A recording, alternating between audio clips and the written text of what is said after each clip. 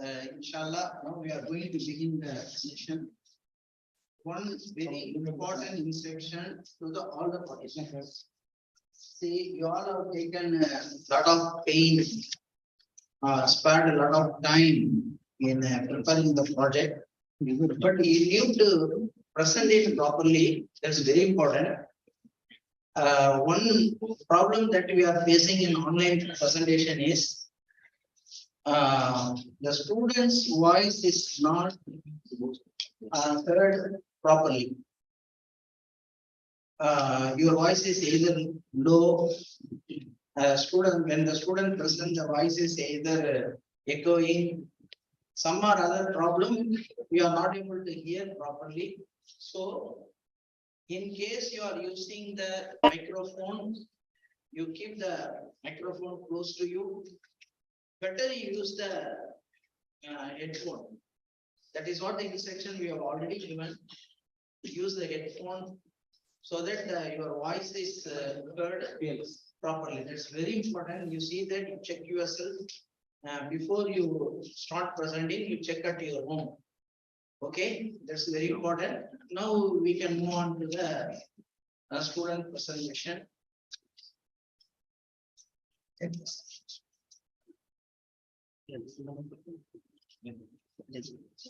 First one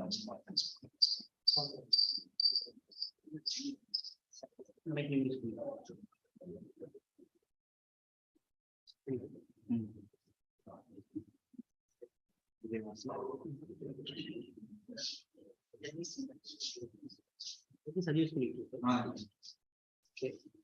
Good afternoon and all. So we are ahead to start our presentation. So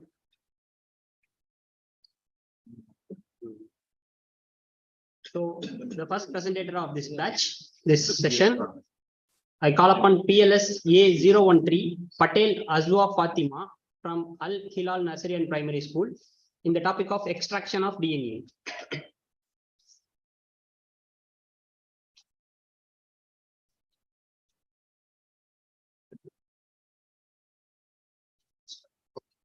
So you can start your presentation. You have 7 minutes for your presentation and 3 minutes for discussion. You can start now.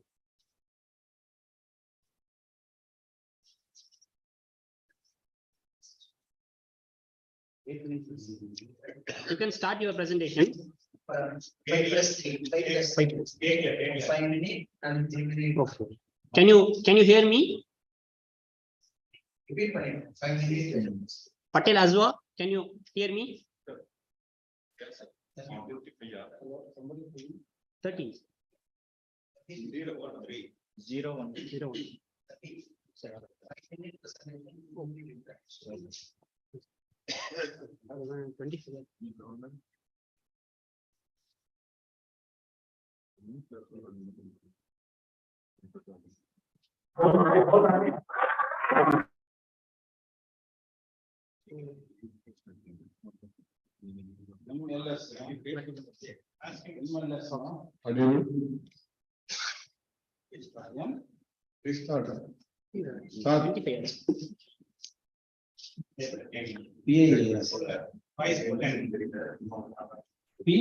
24. Can you hear me? Unmute.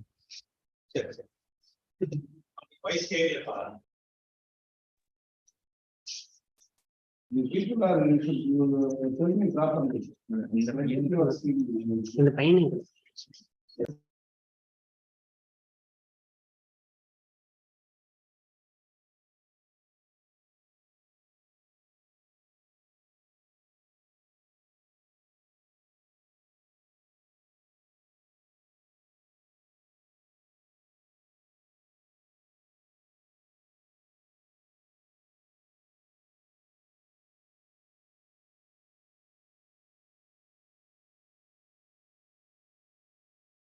Can you hear us? Can you speak something? Going now.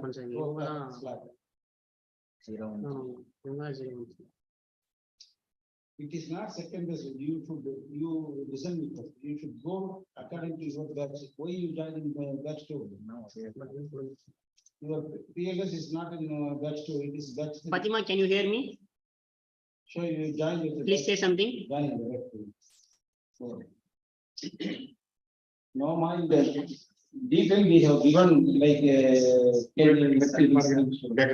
எங்களுக்கு audio கரெக்டா இருக்கு sir அங்கேதான் We join.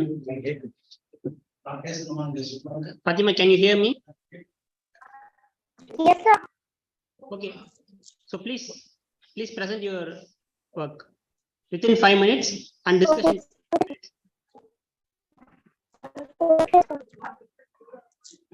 Assalamualaikum warahmatullahi wabarakatuh. My dear judges, my idea is really that two countries and celebrate at elementary and primary school. Today, I am visiting my project about extraction of DNA. DNA means deoxyribonucleic One minute. Please hold up. You have to place your mic nearby near to you. Okay. So please make sure that your mic is near you. Yes. Come closer to camera please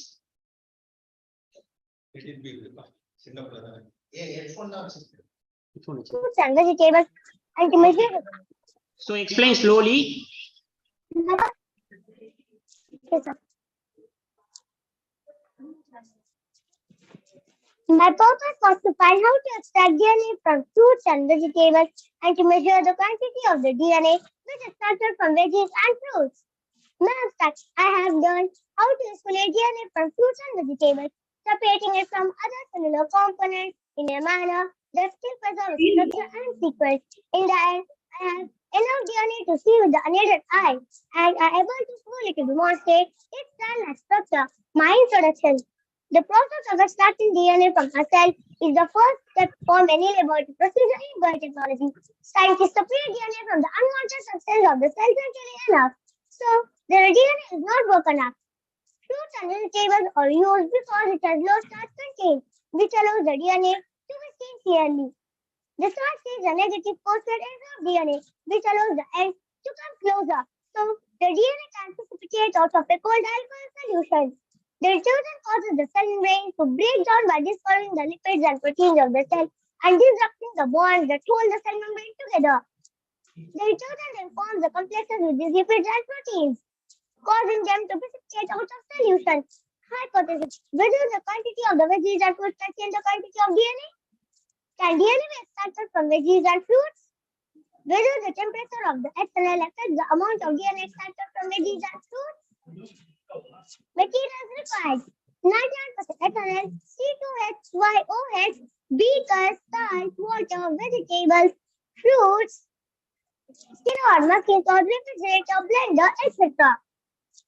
Significance of this project: DNA extraction can be useful in understanding and identifying gene of interest, genetic engineering of plant and animals, cold textiles, research, etc. Procedure: I have taken 4 types of veggies and fruits to extract the DNA. Veggies are onion, tomato, carrot, lemon. Fruits are strawberry, kiwi, papaya, orange. Put the 99% ethanol in the freezer to chill it. I will use it later. Take an electric scale and measure the quantity of the veggies and fruits. Take 100 grams of strawberry. Take 120 ml beaker. Make a solution consisting of 10 ml detergent and 1 teaspoon of salt. Take 250 ml beaker. Add 100 ml water to the beaker. Dissolve the salt and detergent in the 100 ml water and stir it slowly to avoid foaming. Take an Ziploc cover and add the measured strawberry into it. Add salt and detergent solution into the Ziploc cover. Mash the strawberry in the resealable bag for about a minute until all the lumps were gone and it almost looked like pudding. After squeezing, I strain the solution by using stain or nothing sauce. I squeeze the solution for 2 or 3 times. Filter the solution. Try to keep the foam from getting into filtrate. Take the filtered solution and add detergent directly to the filtered solution.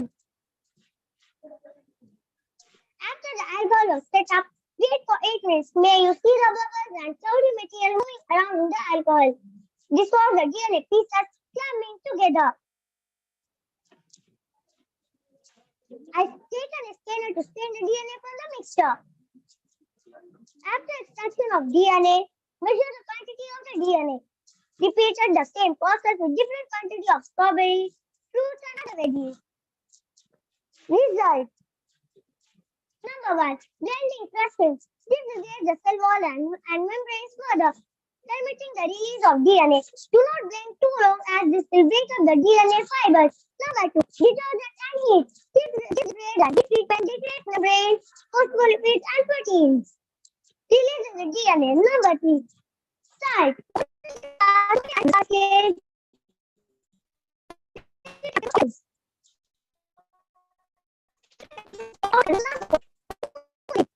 This slows the breakdown of the DNA to the high temperature. It will layer. The DNA is a much material moving the clear layer. From the above experiment, the extraction of DNA are collected and recorded in the following tables. Table column. I have taken the quantity of veggies and fruit content, such as 100 grams, 125 grams, 250 grams. And the quantity of apple are also content, which is 25 ml. Quantity of DNA extracted. 1.34 gram, 2.36 gram, and 4.39 gram in onion. 0.98 gram, 1.25 gram, and 2.60 gram in tomato. In carrot, it's present but not able to isolate. Lemon. In lemon, DNA is not found. Fruits. 0.24 gram, 1.25 gram, 2.36 gram in strawberry. 0.99 gram, 1.25 gram, 2.5 gram in kiwi. 1.64 gram, 3.46 gram, 5.81 gram in papaya. 0.25 gram, 0.74 gram, 1.7 gram in orange. Measurement of DNA in grams.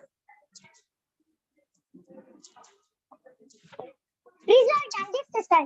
DNA extraction is a method to purify DNA by using chemical mixture from a sample, separating DNA from cell membranes, proteins, and other cell components. Conclusion. According to my hypothesis, yes, the quantity of the veggies and fruits can change the quantity of DNA. DNA is easily separated from them, fruits and vegetables which can be readily liquefied. Temperature has a significant effect on the amount of DNA that can be extracted. The lower the temperature, the greater the yield of DNA.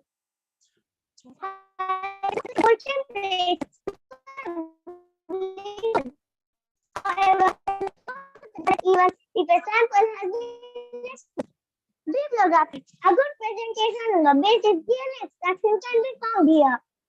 Rice MND, DNA extraction principles, how to get DNA out of the whole organism. Link, graduated June 30. Link. Acknowledgement. I would like to express my special thanks and gratitude to my teacher, Ms. Amza Fatima NZ, as well as our principal, Mr. Shamsul Mr. Begum, who gave me the golden opportunity to do this wonderful project on the topic extraction of DNA, which also helped me in doing a lot of research, and I came to know so many new things. I really thankful to them. Thank you, Jazakallah.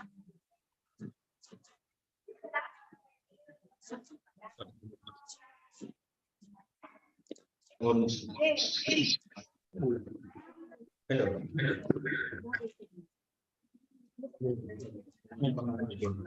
I'm audible? Yes. Okay, you did well. And what is DNA? More DNA is located. More DNA is located in the cell nucleus. Deoxyribonucleic acid stuff.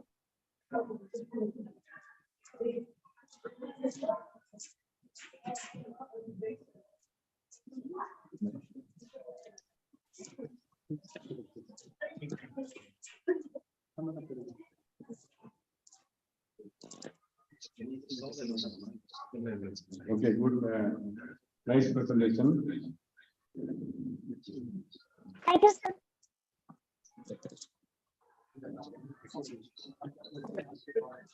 What are the materials managed to provide DNA?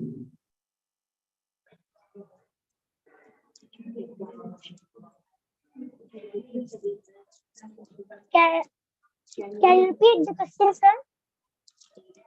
The answer is what procedure you follow?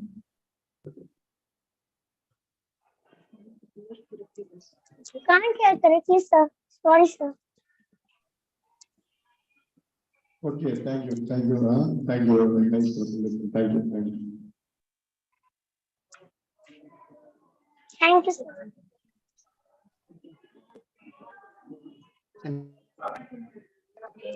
Thank you, Fatima. You can turn off your video. So now I call upon the next presenter, PLS A025, Muhammad Asif Taban from Al Hilal Nursery and Primary School.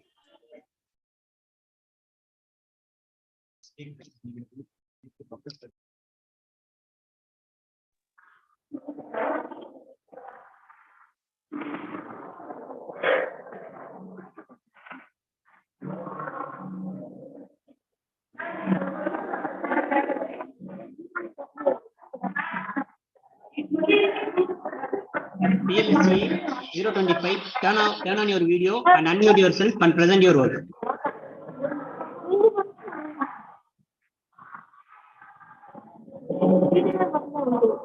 Muhammad Asif Taban.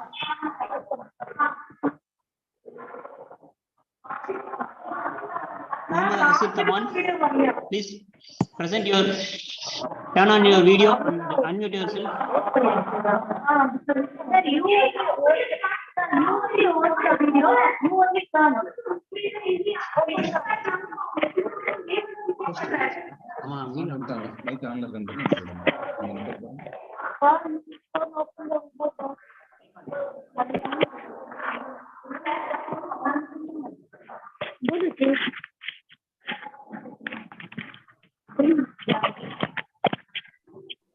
Sir, you only turn on the video, sir.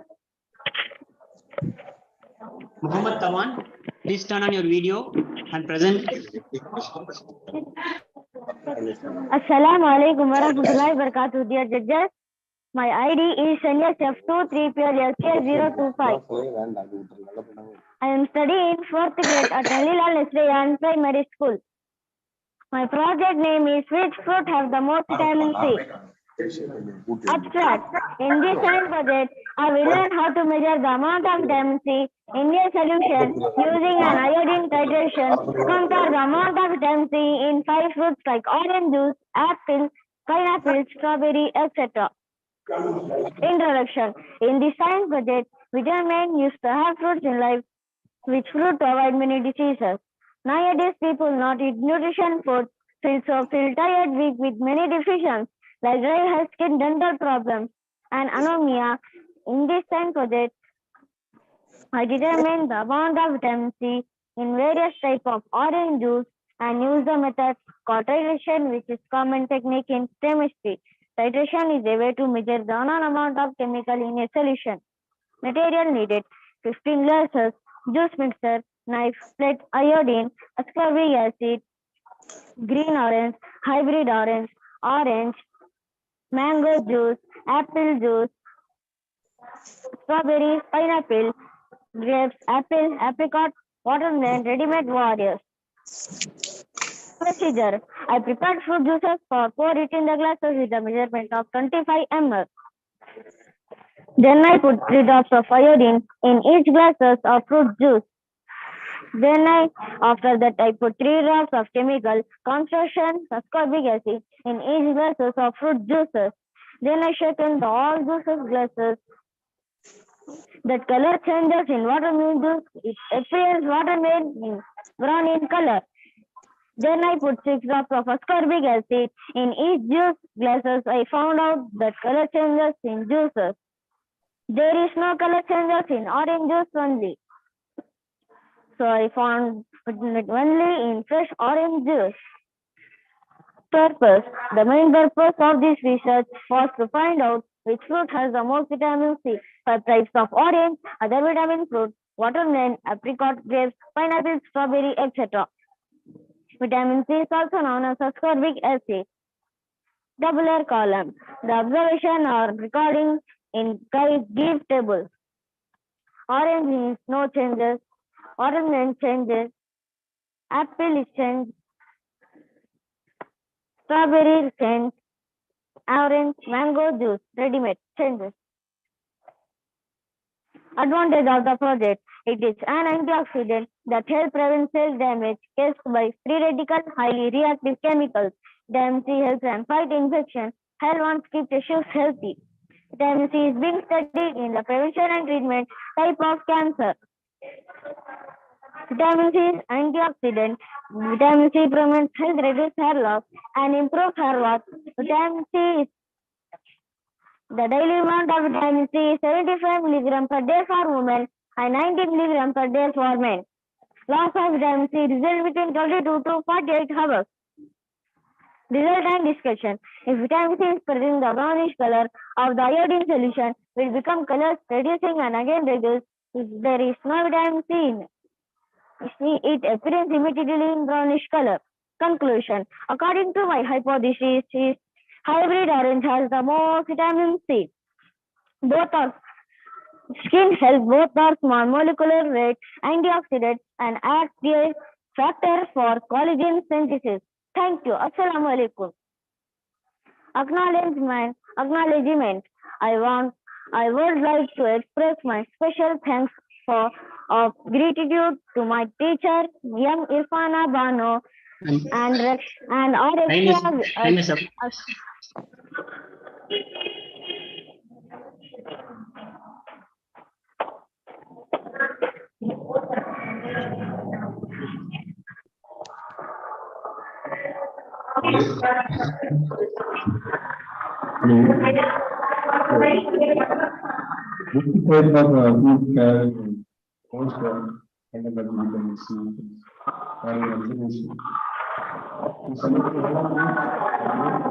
Sir, your voice is not coming, sir.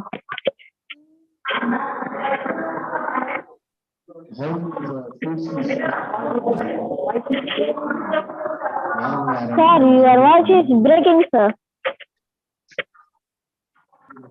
Sir, இதுல உட்கார்ந்துட்டீங்கன்னா voice break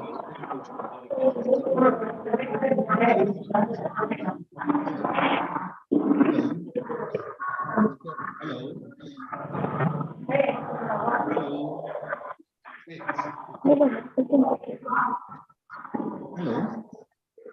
Yes, sir.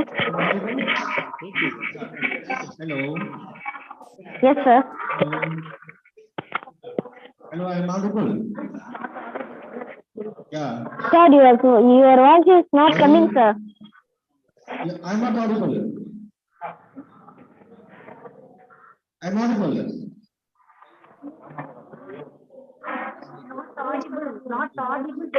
Sir, not audible.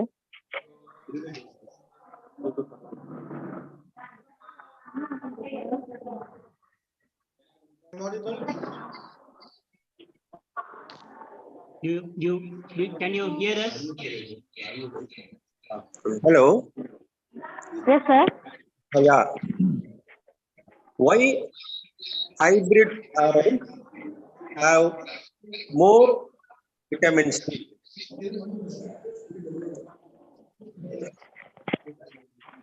What, sir? Why hybrid orange have more vitamin C content?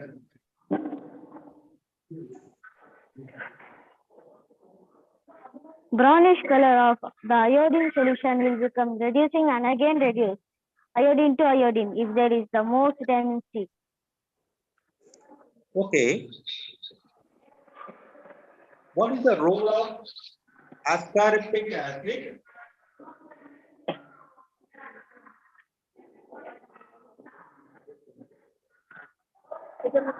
It is an antioxidant that helps prevent cell damage caused by free radical, highly reactive chemicals.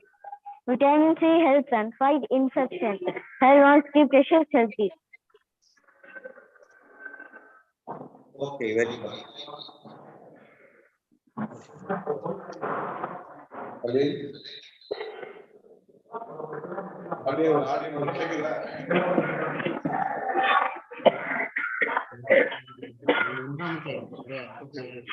Okay,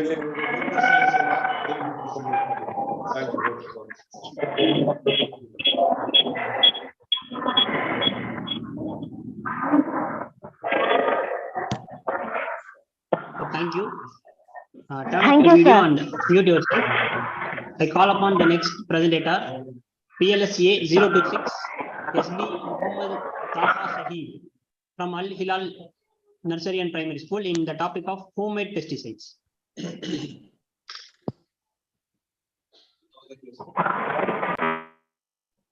நம்ம இதெல்லாம் நல்லா இருக்கும். Sir laptop இங்க வச்சுக்கலாம். இங்க வச்சுக்கலாமா? இங்க laptop இங்க ரைட். நான் இன்னும் கொஞ்சம் நல்லா பண்ணுங்க பாப்போம். நல்லா பண்ணுங்க பாப்போம்.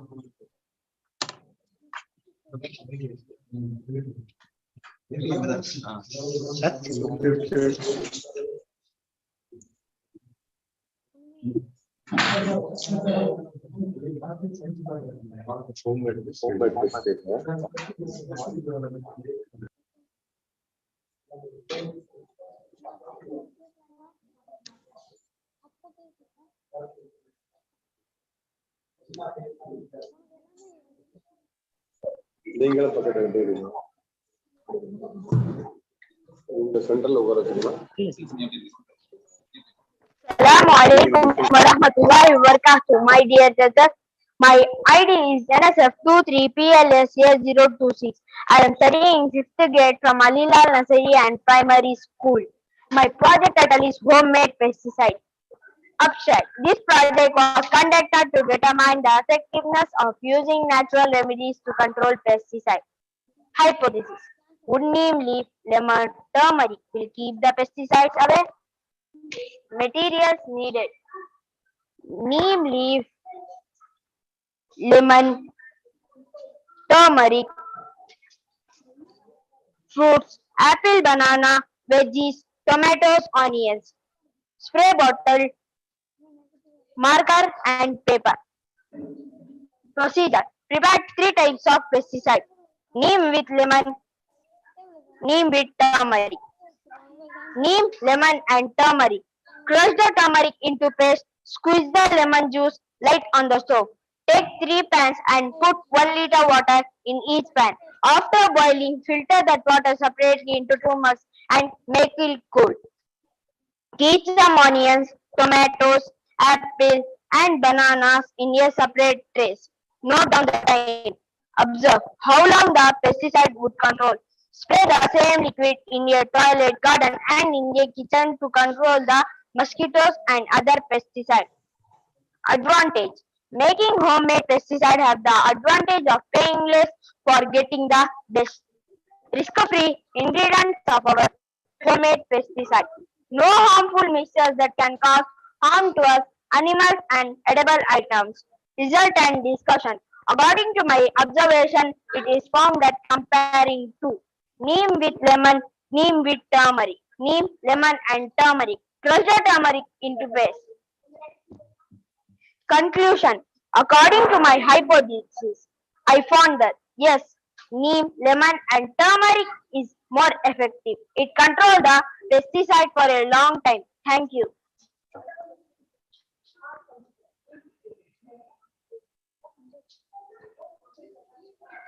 வச்சுக்கலாமா? Hello.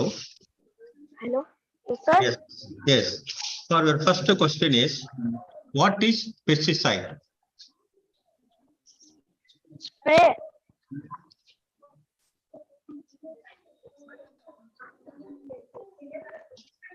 Killing this insects. So please, I'm not get it clear. What is pesticide? Killing insects and pesticides. Killing it insects. Insects and chemical pesticide. Chemical, yeah, don't use the word chemical because it is a homemade, no? Yes, sir. What is the advantages? Making homemade pesticide have the advantage of paying less for getting the best. Discovery ingredients of our homemade pesticide. No harmful mixtures that can cause harm to us, animals, and edible items. Oh, that is wonderful, wonderful. Nice presentation. I want to ask one question. What are the best you have to effectively killed for applying your pesticide? What type of pest? Can you? Neem leaf. Neem Yes. leaf.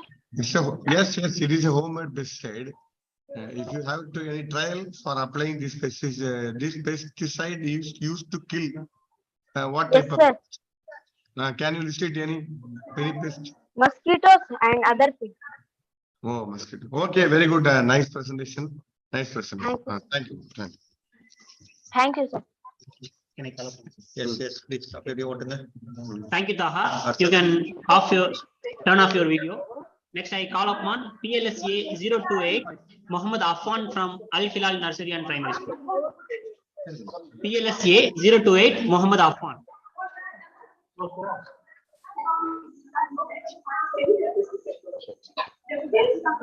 Assalamu alaikum warahmatullahi wabarakatuh.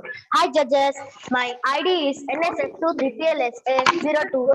I am studying 4th grade at Al Hilal Nursery and Primary School. My project title is My Fruits and Veggies Skeleton.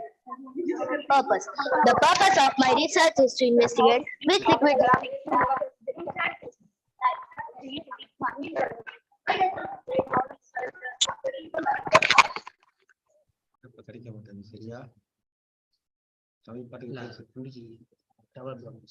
this project I want.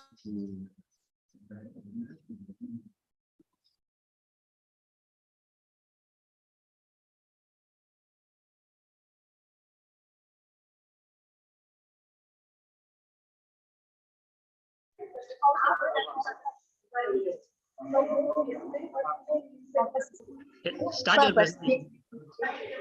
Purpose.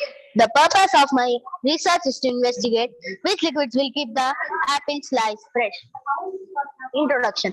Why does the fruits and veggies color turn? It is because of the reaction called enzymatic browning. The name enzymatic browning comes from the fact that an enzyme within the fruits and veggies brown. In this project, I want to see what happens exactly when a fruits and veggies is cut. My hypothesis is which liquids will keep the fruits and veggies to be fresh? What makes the fruits and veggies brown? Principle. The enzyme to slow the coloring reaction, addition or sprinkling of prepared solutions or natural preservatives can keep fruits and veggies fresh by inhibiting the enzyme that turns them. Materials required. Plates, marker tape, lab notebook, cutting board, knife, fork, bowls, vinegar, Sprite, baking soda, lemon juice, honey, salt water, drinking water, sugar syrup, apple, banana, brinjal, potato. Procedure. Label these bowls, 4 cups of water into each bowl, pour 1 spoon vinegar, Sprite, baking soda, lemon juice, honey, each a bowl and stir well. First take an apple, cut into slices, take a fork and poke in each of the slices. Immediately put the slices in one in each bowl of the solutions. Set the time, then note down the time. Check after 1 hour, 2 hours and 24 hours. Liquids keep the apple slice fresh. Repeated the same procedure with banana, potato and brinjal. Dip in fruits and veggies slices in each of the liquids. Observe the color change process and record the data. Take the picture and recorded the observation in the following table. 1 apple, 2 banana, 3 brinjal, 4 potato. I have taken these ingredients: lemon juice, vinegar, honey, salt water, Sprite, baking soda, sugar syrup, drinking water. And also, I have given this duration 1 hour, 2 hours, and 24 hours. Result and discussion. This experiment allows for fruits and veggies keep fresher for longer, as well for slowing the reaction time have found. Apple, lemon juice, banana, salt and lemon juice, potato, lemon juice, brinjal, baking soda. Conclusion. According to my hypothesis, lemon juice keeps the fruits and veggies fresh for a longer time. It has been found that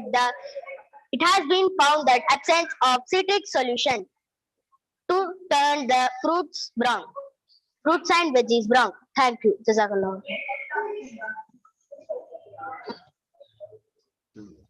I want to ask one question. Why the lemon juice gives the fruits in a natural way? What is the reason for lemon juice? For your conclusion, you say the lemon juice. What is the reason for lemon juice keep fresh in fruits?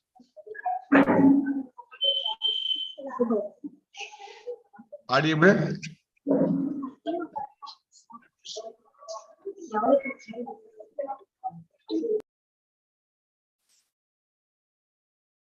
Are you audible?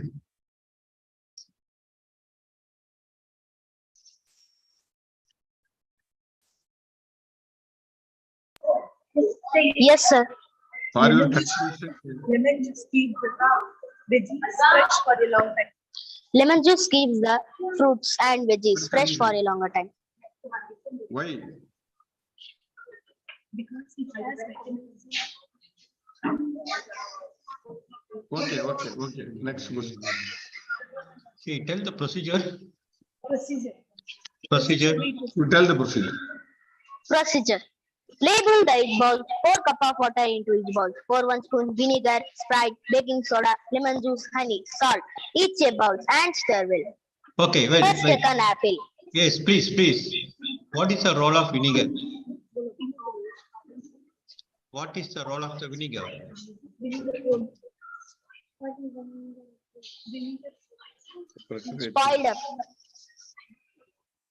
Spoiled the fruits and veggies. Okay, thank you. Thank you. Very nice presentation. Okay, thank you. Okay, you done very well. Okay.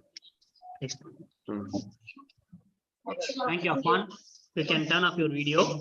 And now I call PLSA 029 Muhammad Faizan from Al Hilal Nasirian Primary School. I repeat, PLSA 029 Muhammad Faizan.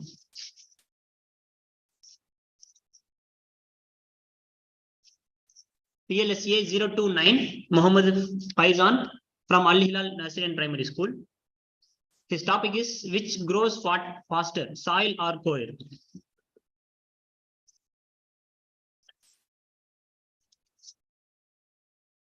Nine.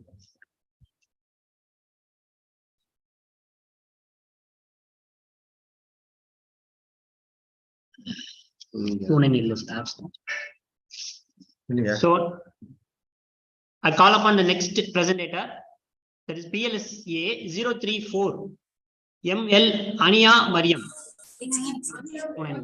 Okay, 29 is on 29. Okay, 29 on tongue. Okay. So now Muhammad Faizan, you can present your work.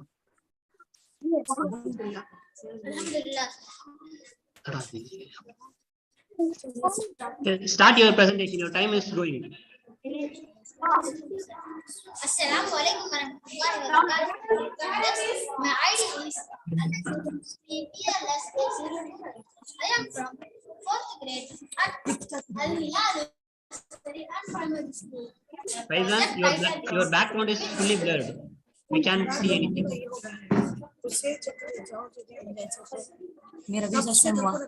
Your background is fully blurred.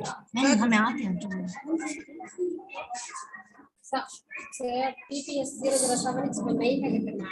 The नाम बुलाते हैं मगर इसमें आता नहीं। Okay. Present yourself. आज एक minute. ये कौन है? क्या है ये? मुसविरा। Yes, my ID is NSF23 PLS 029. I am from Al Hilal Nasirian Primary School. This title is which grows fast, soil or coir. Purpose. The purpose of the research was to find out which qualitative plants grow faster. From this research, I got the information that we can save water as it is possible. Introduction. Nowadays, we are not able to get the soil easily for gardening, as most of the lands are constructed into modernized buildings with no open space. So it gives me an idea of this problem. Background college. Core is the fibrous material found between the hard inner, the shell and the outer coat of a coconut. Against the spider are in plastic, pads, satin, and putty. It is relatively new medium that is becoming popular throughout the world and used as a substrate for hydroponics. Hypothesis: whether I can grow plants faster in soil or papaya, whether I can save water, whether all the plants are in soil. Materials required: 17 pots, 15 kg of soil, 15 kg of soil, water, homemade compost, vermicompost, siriki seed, palaki seed, red cardamom seed, black dal seed, ragi seed, fenugreek seed, coriander seed, onions, garlic, etc. fruit. Benefits of the cocoa: 100% organic and renewable resources, good drainage, high water holding capacity, and great absorption, promotes the root growth, affordable and high quality. A natural based product, eco-friendly, has a natural resistance to the diseases, uniform in composition, absorb water readily and reversibly, thus reducing for nutrients. Next, procedure. Start to prepare the compost. Collect the kitchen waste from house and put it into a little quantity of soil for 15 days. Leave that pot to form homemade compost and prepare the vermicompost. Then take soil 8 pots, waste bin, soil in 9 pots. Label the pots and prepare the soil to grow the following plants: sirukire, ragi, red caramani, black dal, palakire, onion and garlic, coriander and cucumber. Then mix the homemade compost and vermicompost also to the soil and plant the seed in soil as well as in cocoa separately to get ready for plantation. Result and discussion. After conducting the experiment by planting different types of plants, it was found that sirukire, ragi and garlic plants adapted much faster in soil. Red caramani, black dal, onion, coriander, and fenugreek plant is adapted much faster in soil, whereas palakire plant is equally to both. It is not compact unlike soil, so plants roots have free region to grow and tend to grow a lot faster. In soil, nutrition absorption and also speed up. It requires less water consumption. If there's too much moisture inside, there won't be enough air when compared to soil. Lends to dry a lot quicker. It includes high yields, quick harvest, additional room for root development, and pH neutral values. It was found that the most of the plant grows faster in soil, except few fibrous plants like sirukire, ragi, garlic, and palakire. Conclusion: according to my hypothesis, I can grow more plants. Okay, first about the conclusion. What is he? You conclude what? According to my hypothesis, I can grow more plants in soil as well as I can save water, but all the plants is not adapted to soil. Okay.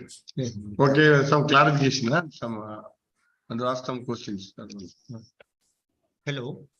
Sir? Yeah. The first, your title is which grows faster, isn't it? Sir. Soil coir. Instead of that, which plant grows faster in soil or coir, isn't it? Sir. Because your title itself not the exact one. And second one is, well, what is coir? What is that? Coir is the fibrous material found between the hard inner, the shell and the outer coat of the component. Okay, what is there in the coir? What are the material?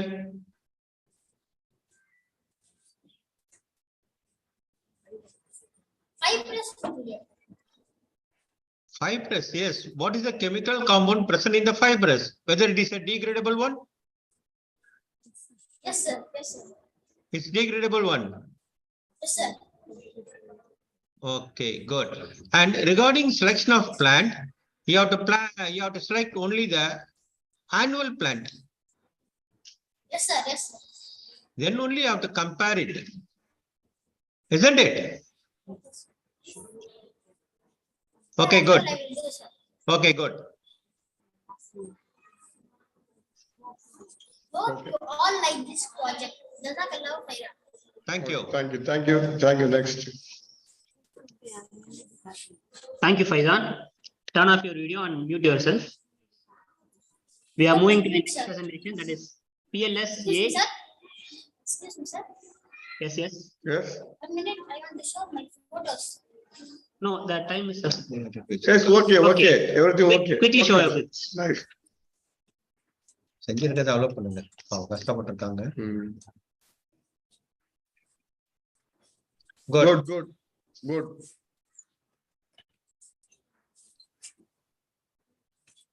Next, sir, I want to show my data photos. Good, Data. good only. Huh?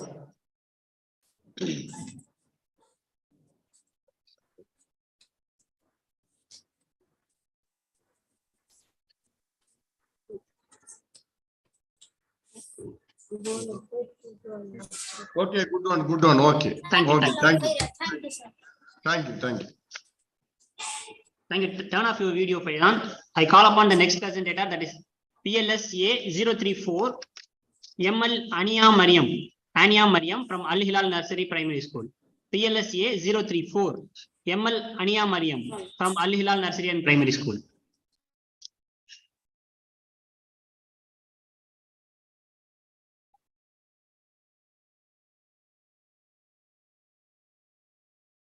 Turn off your mic.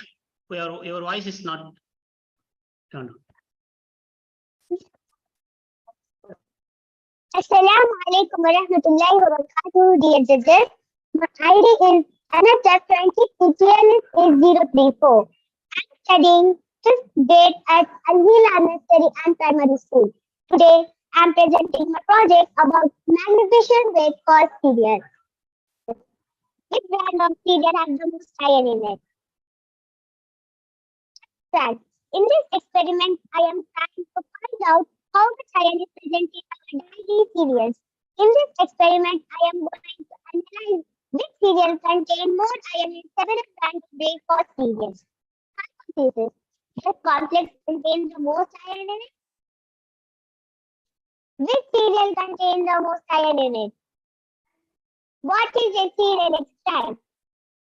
Materials required: ragi, samba, wheat, complex, oats, vulgarized, then that heavy duty magnet, scissors, bowl, metric measuring cups, zip pot, warm water, ziploc bag, marker pen, tape bottles. Discussion: iron is a major component of hemoglobin, a type of protein in the blood that carries oxygen from your lymph parts of the body. Without enough iron, there are not enough blood cells to transport oxygen, which leads to fatigue. Procedure: I take different types of cereals to extract the iron. Ragi, cornflakes, samba, wheat, vulgarized oats. Take 250 grams of ragi, cornflakes, blend it into fine powder. Mix the grinded ragi, then with 500 milliliters of warm water. Take ziploc bag and put the ragi mixture and the warm water into it. Hot water will burn off the sugar.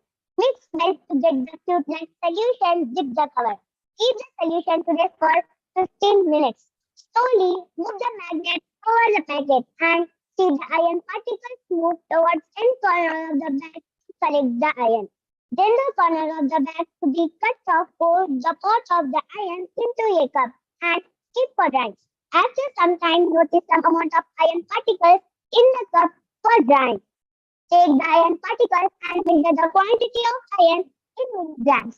Repeat the same process with other cereals like samba, wheat, vulgarized oats. Significance of this presentation is it presents hemoglobin. Contain which leads to increased hemoglobin, prevent anemia.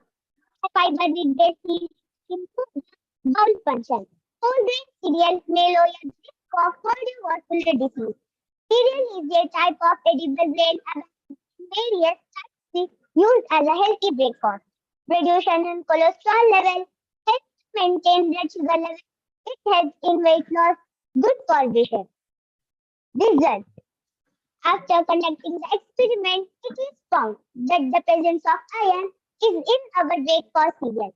When we press the cereal down, it helps to free up the iron particles so they can be picked up by the magnet. Tabular column. The experiment results are tabulated in the following table 1. In ragi, 0.9 milligram. In cornflakes, 4.7 milligram. In samba wheat, 1.1 milligram. In varag rice, 0.5 milligram. Oats, 1.2 milligram. Conclusion. According to my hypothesis, the cornflakes cereal contain the more iron in contrast to other cereals. Yes, cornflakes is the best supplementary of iron. Thank you. Jazakallahu khairan.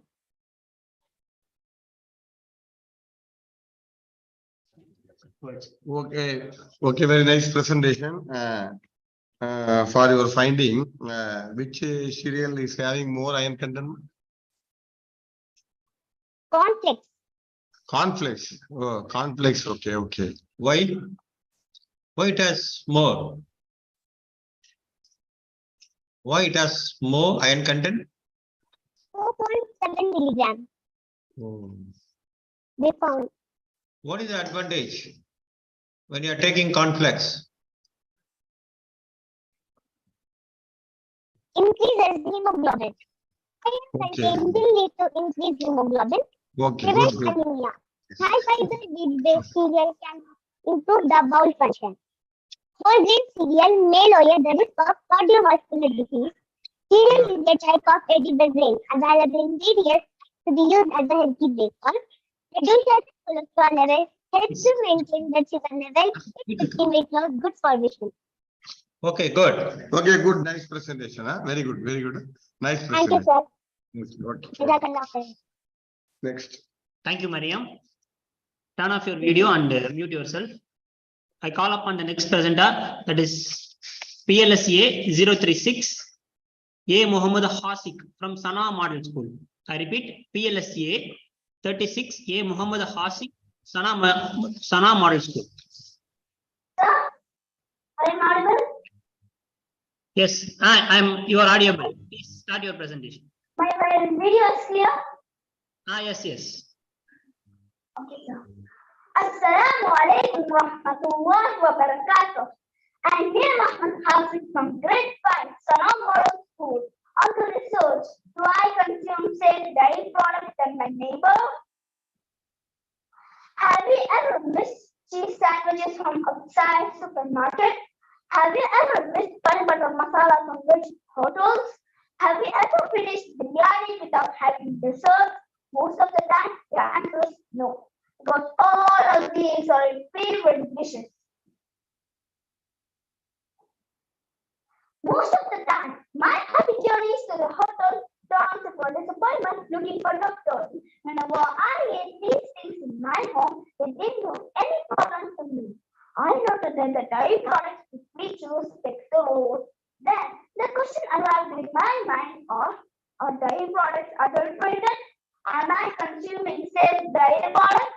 Are they better than my neighbors? Making milk products at home is safe? What is adulteration?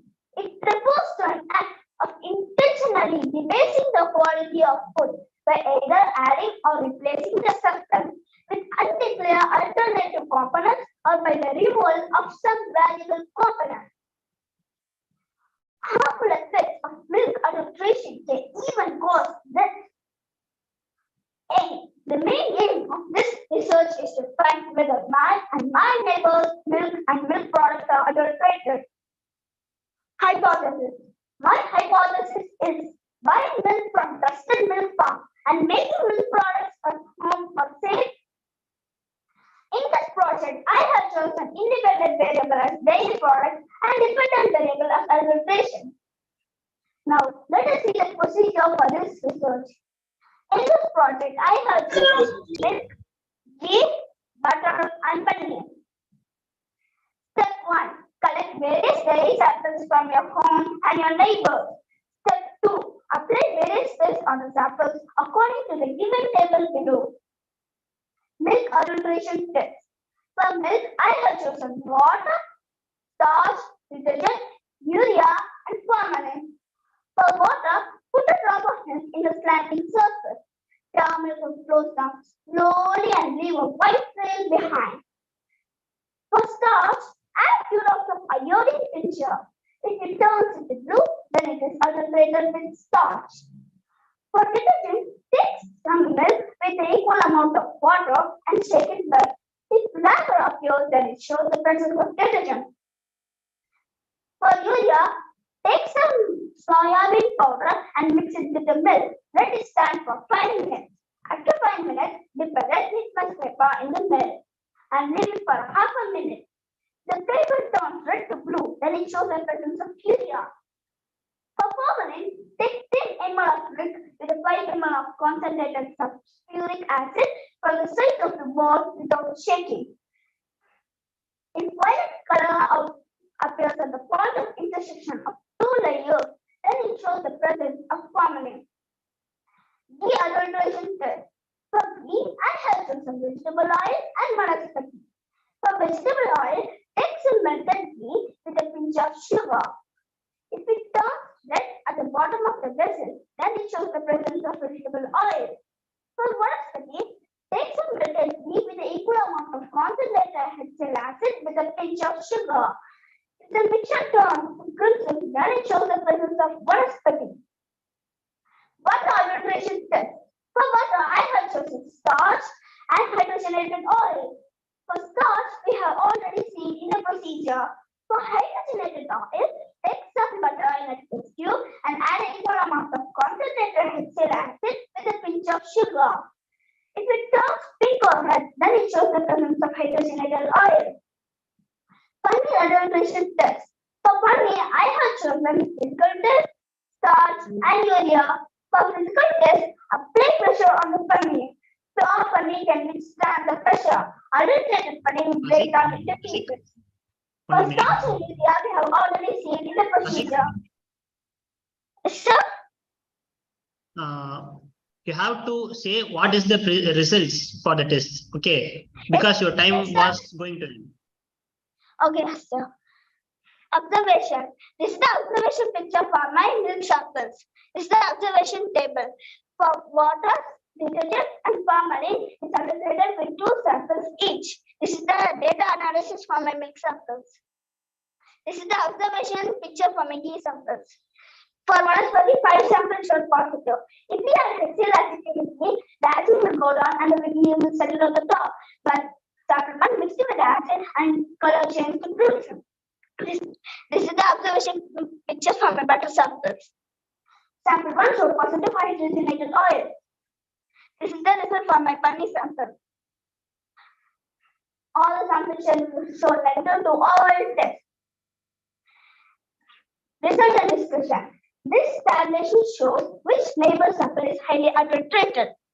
Neighbor 1, total adulteration 3. Neighbor 2, total adulteration 2. Neighbor 3, total adulteration 3. Neighbor 4, total adulteration 2. Home sample, total adulteration 5. The most adulterated sample was neighbor 1 sample because it is adulterated with 3 dye products. The least adulterated sample was my home sample. Conclusion. Tested results for my home project are almost given safe results. My project has met an expectation as buying milk from trusted milk farm and making milk products at home are safe. Based on my results, I got these answers from my research questions. Are dairy products adulterated? Yes, they remove possibilities for dairy adulteration. Am I consuming safe dairy products? Yes, I am almost consuming safe dairy products as they purchase from a trusted milk farm. Are they better than my neighbors? Yes, I am consuming better dairy products than my neighbors because some of my neighbors' samples showed a positive result for adulteration. Making milk products at home is safe. Even though making milk products at home are safe, milk is the base for all dairy products. You have to ensure that the milk used to make the milk product is safe and not adulterated. Future enhancement. What is the need for this research and what is the Ashik, need Ashik. of future enhancement?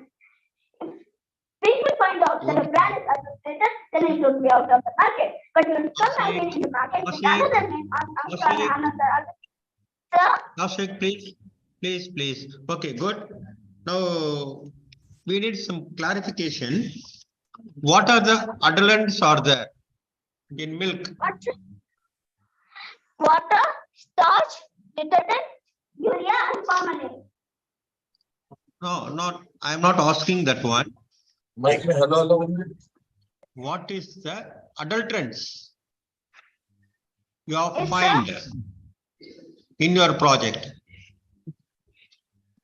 What are the adulterants? It's a water, detergent, Vanaspati in ghee, vanaspati in butter, hydrogenated oil. Okay. Can you trace the urea in your sample? Huh? What sample you got to trace the urea and milk? What, sir? Can you trace the urea? For urea, take some soya bean powder and mix it with 10 ml of milk and let it stand for 5 minutes. Okay. After 5 minutes, Okay. Nice presentation. Okay, it's a time finished. Nice presentation. Huh? Okay, thank you. Thank you, Ashik. Assalamualaikum. Okay, thank you, Ashik. Turn off your video and you mute yourself. I call the next presenter, that is PLSA 055055, Muhammad Qasim from Fatima CSS School. I repeat, PLSA 055, Muhammad Qasim from Fatima CSS School.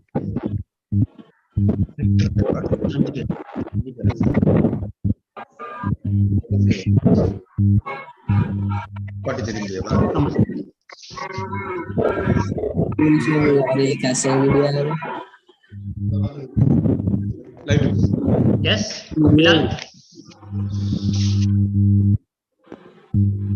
Hello everyone. I have done a project on primary level life science category. My project name is in different. My toothpaste has come a long way since its early days when it was made from materials such as powdered oxus and crushed oyster shells. In this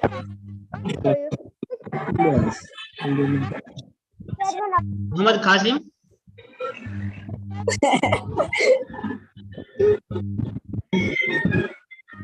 Muhammad Qasim, Yes, sir. please turn on your video. Do you have any presentation to show?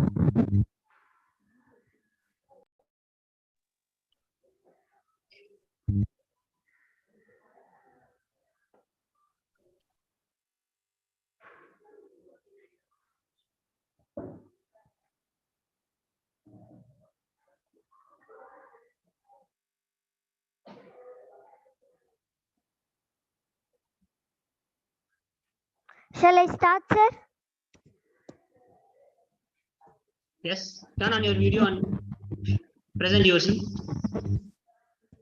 Okay, sir. Muhammad Qasim, do you hear me? Yes, sir. Qasim, Yes, sir. Can I? My video is yes. Yes, start your video and present your work. I am J. Muhammad Qasim from grade 4. I have done a project on Speak little loudly. Speak little loudly. Hello everyone. I am J. Muhammad Qasim from grade 4. I have done a project on primary level life science category. My project is toothpaste.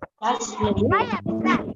Toothpaste has come a long way since its early days when it was made from materials such as powdered oxus and crushed oyster shells. In this project, I am going to show you which toothpaste has rich in salt content.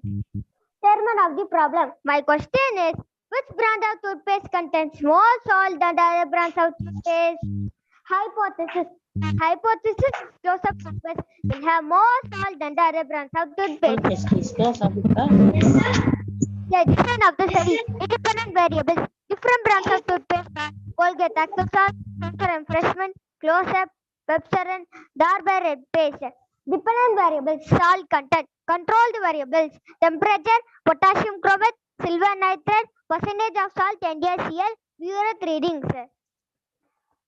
Materials required from a project. Different brands of toothpaste are Colgate Active Salt, Sensor Refreshment, Close-Up, Pepsodent, Darbar Red Paste, potassium chromate, silver nitrate crystals, burette stand, distilled water, conical flask, glass bottle, aluminum foil paper, weighing machine, hand gloves, mask, calculator, measuring spoons and cylinder. Observation note. Procedure. Chemical preparation. Potassium chromate solution preparation. Dissolve 5 grams of potassium chromate crystals into 100 ml of water and mix well. So keep the solution in a glass bottle wrapped with aluminum foil paper to prevent light exposure. Light exposure. Keep the solution in cool and dark place. Silver nitrate solution preparation. Dissolve 1.699 gram silver nitrate crystals into 100 ml of water and mix well. Store the solution in an amber colored glass bottle to prevent light exposure. Sample preparation. Take 5 grams of the sample in a conical flask. Measure 50 ml of distilled water. Pour the water into the flask. Mix the content. Titration. Add 1 ml of 5% of potassium chromate indicator into the flask. Mix the content. Take 0.1 n silver nitrate solution in a burette. Start titration liberating 0.1 n AgNO3 solution from burette. Titration should be carried out with vigorous agitation of the flask. Reddish brown color indicates the end point of the titration, not a final burette reading. These are my photographs, graphs and observation table. Result and discussion. From the above graph, I understood that close-up toothpaste is rich in salt, more salt content in it compared to other toothpaste. So close-up toothpaste is rich in salt content and also keeps our teeth healthy. Conclusion. My hypothesis close-up has more salt content has been proved. This is because the color of the toothpaste, which has more salt content, should be reddish brown when tested under burette. Future enhancement. I want to continue this project and check many kinds of toothpaste. I want to continue this project and test salt content in herbal teas. Thank you so much for giving this opportunity. Thank you. Oh.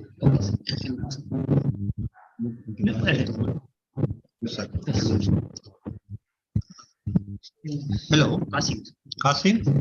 Yes, sir. What is the role of silver nitrate? What is the role of silver nitrate?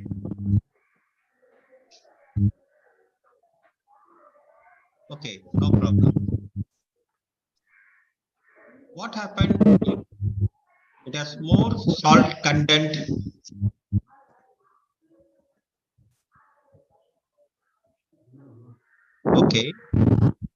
Okay. What is the permissible limit of the salt content in the toothpaste? What's that? What is the permissible level of salt content in the toothpaste?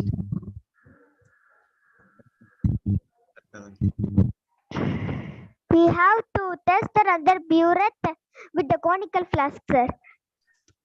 Yes, good, wonderful. But my question is, you have to test by using different brand of the toothpaste.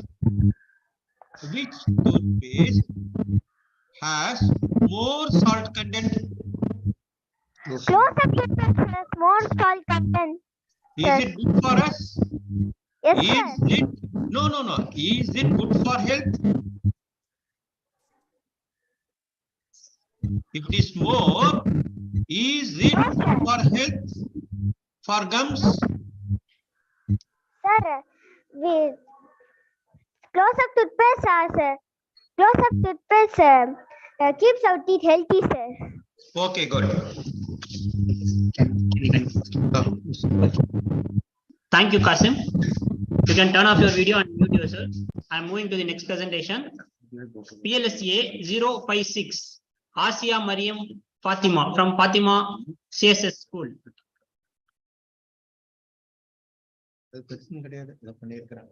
Innovation சொல்ல முடியாது. I repeat, PLSA 056, Asia Mariam Fatima. Yes. Yes, your time is going on.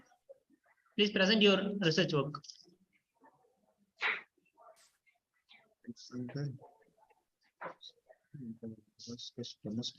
Hello everyone, in the name of Almighty, I welcome you all to NSF 23P. My participant ID number is NSF 23PLSA056 in primary level license category. 56. My title is Effects of Natural Resources, Buttermilk and Vegetable Wastewater on the Growth of Rose Plant in the Potato. Introduction. Abstract. Rose is called the king of flowers. Its botanical name is Rosa indicae. We are going to grow rose plant using potato medium. Solution of this problem. Effect of natural resources, buttermilk and vegetable wastewater on the growth of a rose plant in the potato.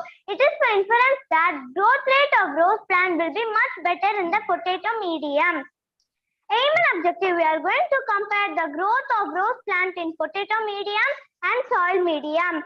Statement of this problem. My objective is to find out on which substrate the potato or soil medium are best effective. Hypothesis. My hypothesis is that the potato will be the best substrate for the growth of a rose plant than the ordinary soil as a substrate.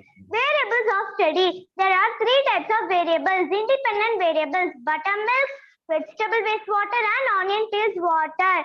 Dependent variables, growth of the rose plant. Controlled variables, rose plant, water, light, time, temperature, humidity and fertilizer. Growth of the rose plant as well. Materials required, rose cuttings, potato pods, garden soil, cocoa peat, water, buttermilk, vegetable wastewater, onion peels water, turmeric, aloe vera gel, honey, small screwdriver, toothpick, scissors and observation notebook. Procedure. There are 4 steps in procedure. Step number 1, making up of the homemade natural fertilizer. Step number 2, making up of the soil. Step number 3, making up of the rose stem cutting. Step number 4, completion of this project. Now let me explain you this procedure in detail. I have used 3 homemade natural fertilizers, buttermilk, onion peels water and vegetable wastewater. Making up of the buttermilk. Take 10 ml of buttermilk and 100 ml of tap water and mix them well. Keep in a cool dark place for 3 to 5 days. Now our healthy homemade natural fertilizer is made and ready to be used. Making up of the onion peel water. Collect all the onion remains from the kitchen. Take a jar. Store the onion peels water in the jar. Keep it for 3 to 5 days. Now our healthy homemade natural fertilizer is made. Making up of vegetable waste water. Take all the vegetable waste peels and take it in a saucepan. Boil it for 15 to 20 minutes. This is a concentrated source of NPK. That means nitrogen, phosphorus and potassium. This is the observations and tabular column. Table number 1 represents rose plant in soil medium. Table number 2 represents rose plant in potato medium. This is the graph. Graph 1 represents number of sprouts. Graph 2 represents length of the sprout. This is the photograph. From this both graph, we can see that potato is performing best.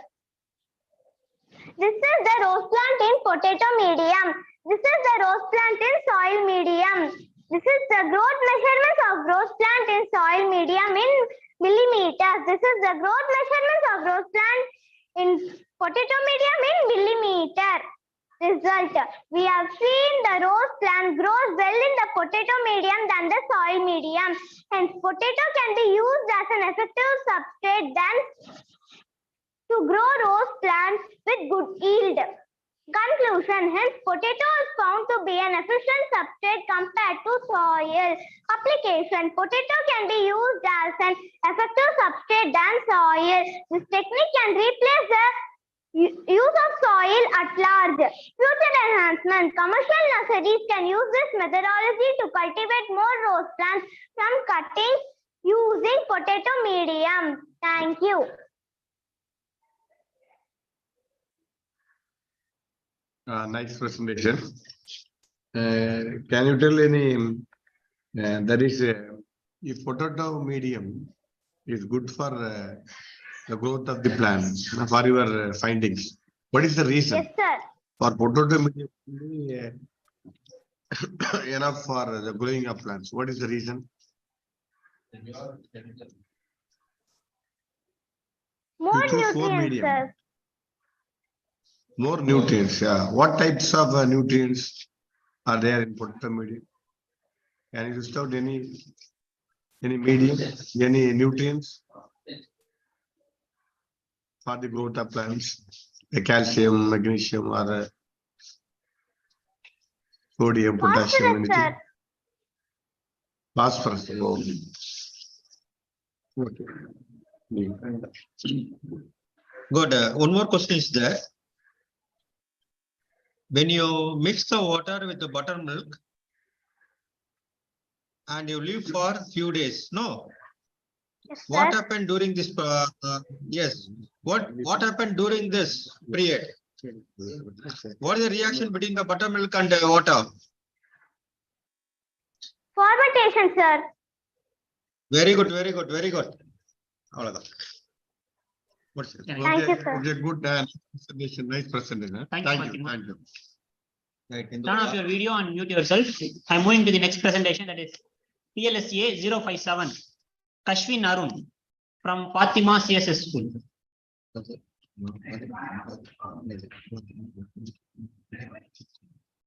I repeat, PLS 057, Kashwin Arun from Fatima CSS School.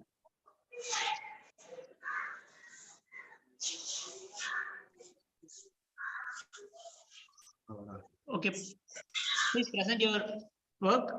You have 5 minutes for the presentation and 2 minutes for the discussion. Hello everyone, I am Kashwin Arun, not class 4. I have done a project on primary level science category. The title of my project is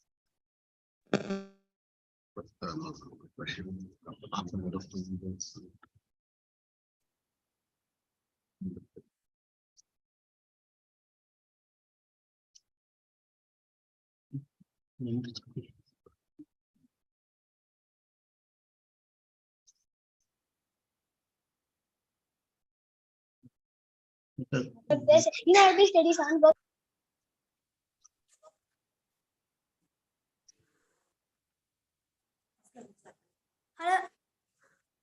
Hello everyone, I am Kashwin Arun. I am Kashwin Arun of class 4. I have done a project on primary level science category.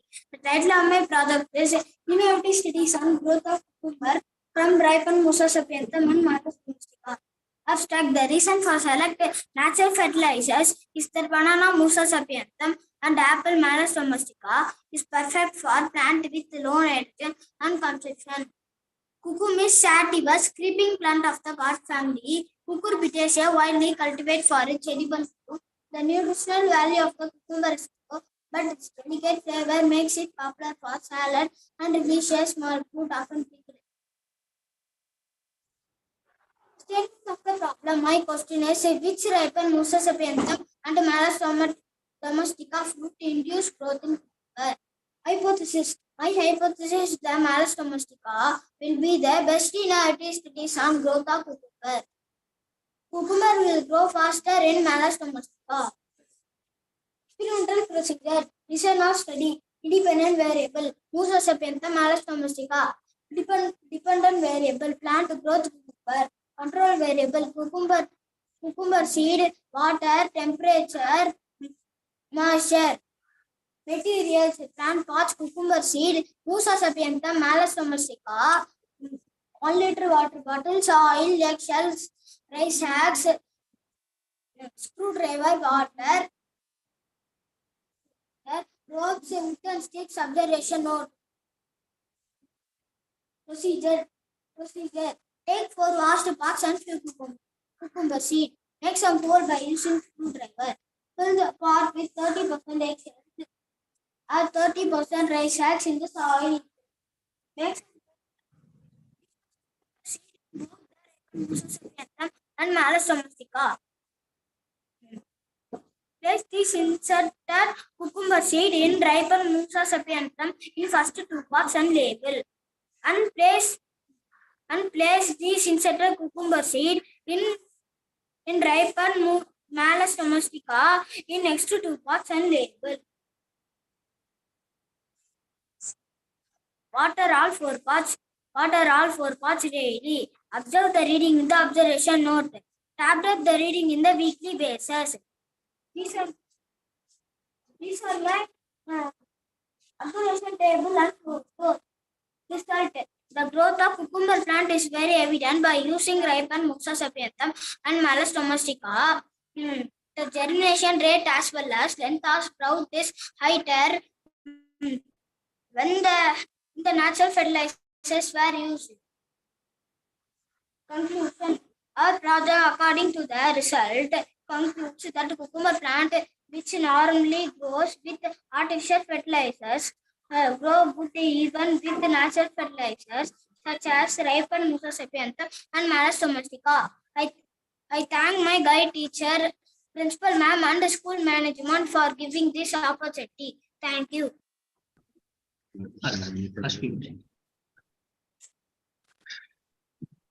Hello. Hello. Hello, sir. Yes. There is a simple question. Why cucumber grow very well in Musamidum rather than Malus domestica? Cucumber nutritional value of the cucumber is low. Malus domestica and Musa sapientum have more nutritional value and moisture. Okay. Why you select the ripened fruit? Why you select the ripened one?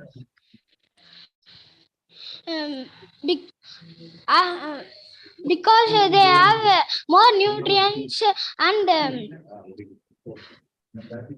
Why you select ripened one? because they have more nutrients and moistures. Very good. Moistures. Very nice. Okay, nice presentation. Thank you. Thank you, Kashwin. You can turn off your video. I call upon. Okay, sir. I call upon. Thank you, sir. Okay, thank you. I call upon the next presenter, that is PLS A058, Agilesh from Fatima CSS School. I repeat, PLS A058, Agilesh from Fatima CSS School. So Agilesh, you have 5 minutes to present and 2 minutes for discussion. So start your presentation.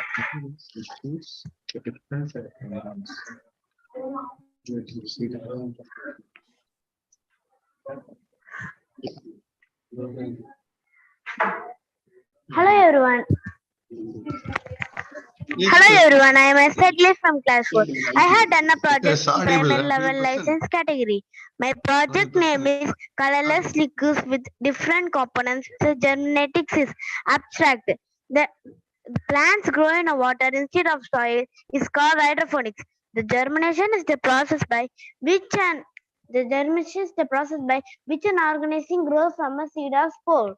Hydroponics. Hydroponic is a form of gardening which not use the soil but instead of grows in a plant or a water and nutrients. Statement of the problem. My question in this project is which colorless liquid disease grow best? Hypothesis. My hypothesis is lemon water which contains more nutrients when compared to other colorless liquids. Design of the study. Independent variable. ENO, electrol, water, carbonated water, electrol water, coconut water, and lemon water, vinegar. Dependent variable. Cis germination. Controlled variable. Cowpeas beans is soil, temperature, quality of the colorless liquids. Materials required. Cowpeas beans is Cowpeas beans is water, ENO, electrolyte water, carbonated H2O, glass beaker or plastic cup, permanent marker, and paper towels. Procedure. Pour 200 ml of each of other colorless liquids into its proper cup and slowly add the seeds and label the water. Continue putting the other pills of the 4 remaining cups. And note my observation tables in my observation note.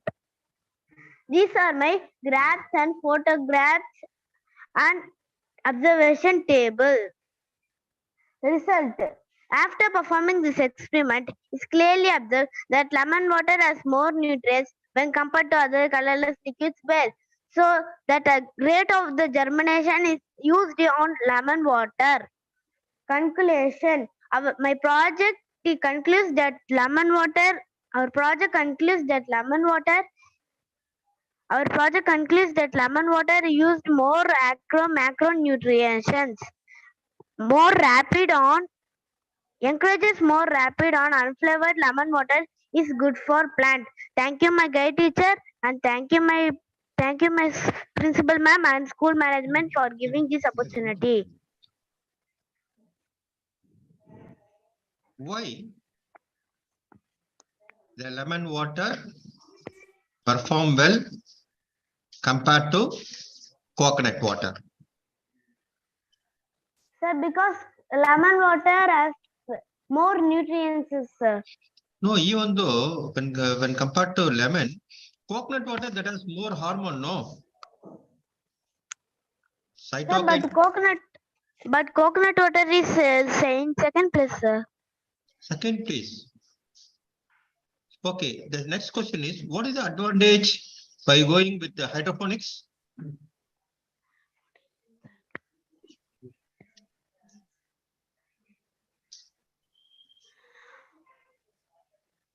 We are sowing in the soil and it is water. No. See, it is called as a soilless water. No, soilless culture. Even you can grow Yes, your sir. plant in your home itself, no, Yes, sir. without soil. Yes, sir. When you grow the hydroponics, what are the advantages? Even you can culture the fish, no, along with the plant. Yes, sir. Okay, good.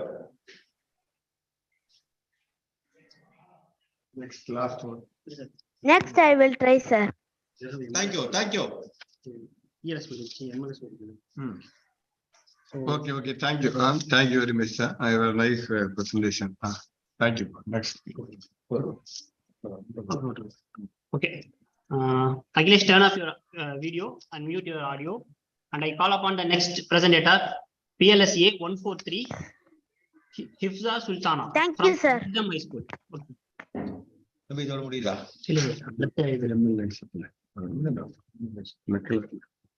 I call upon PLSA 143, Hifza Sultana from Wisdom High School. Good afternoon. Good afternoon, everyone. Yes, present you have 5 minutes. So present precisely. What is your objective and what is your methodology and results? Okay, sir. Okay, sir. PLS. My code. My code is PLS A143.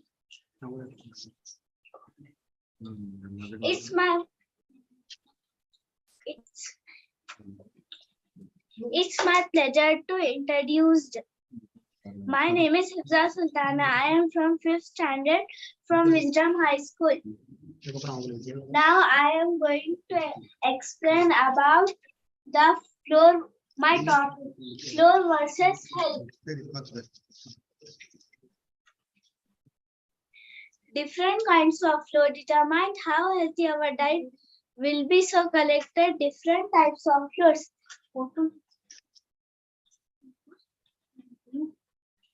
Different kinds of floor determine how healthy our diet will be. So collected different types of floors and check the temperature by adding water using temperature probe. Conducted experiment by weighed 5 grams of each floor, added 7 ml of water in each cup. Mix them well, then check the temperature using temperature probe. Took 5 reading each time, increase 3 ml of water. Results show that we high amount of temperature, whereas ragi has constant temperature. Volume of water. Rice and multigrain show low temperature. Thank you. Have a great day.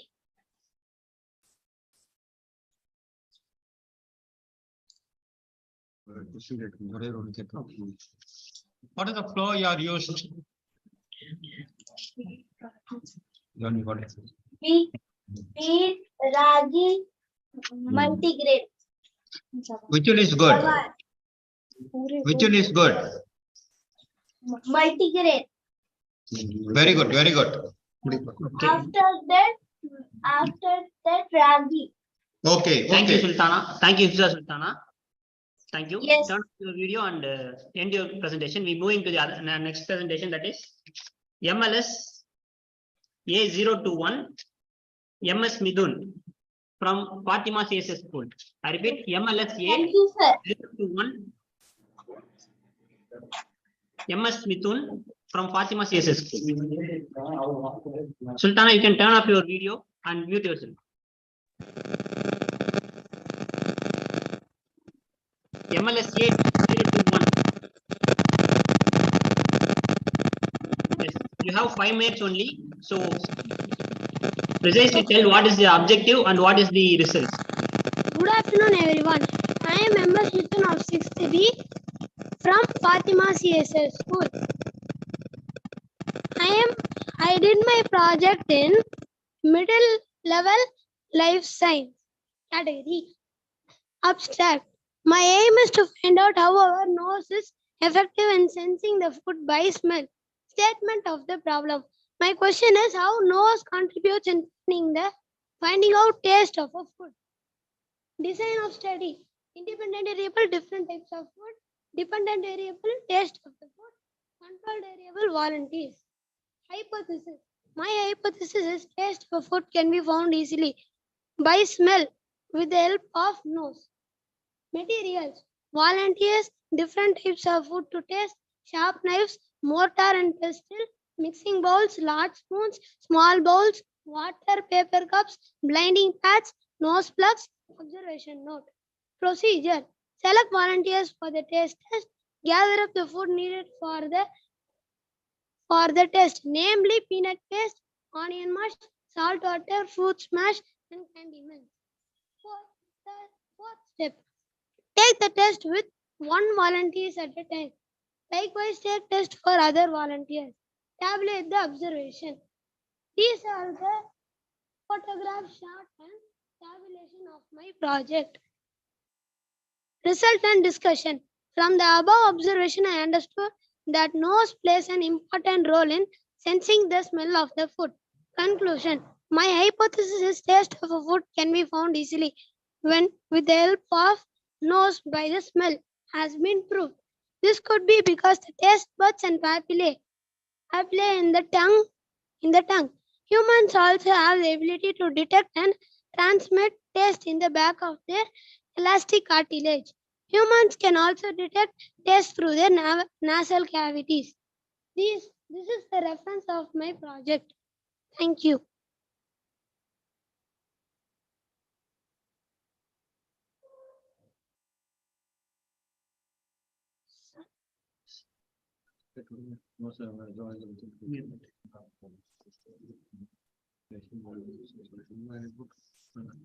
Okay, okay. Good, nice presentation. Thank you, sir. Right, can you repeat your finding once again? Observation.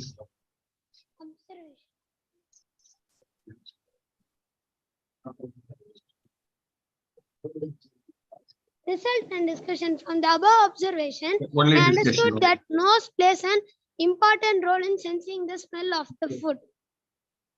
Oh, Sir, that is an. Okay, okay. Okay, okay. Thank you. Okay, next.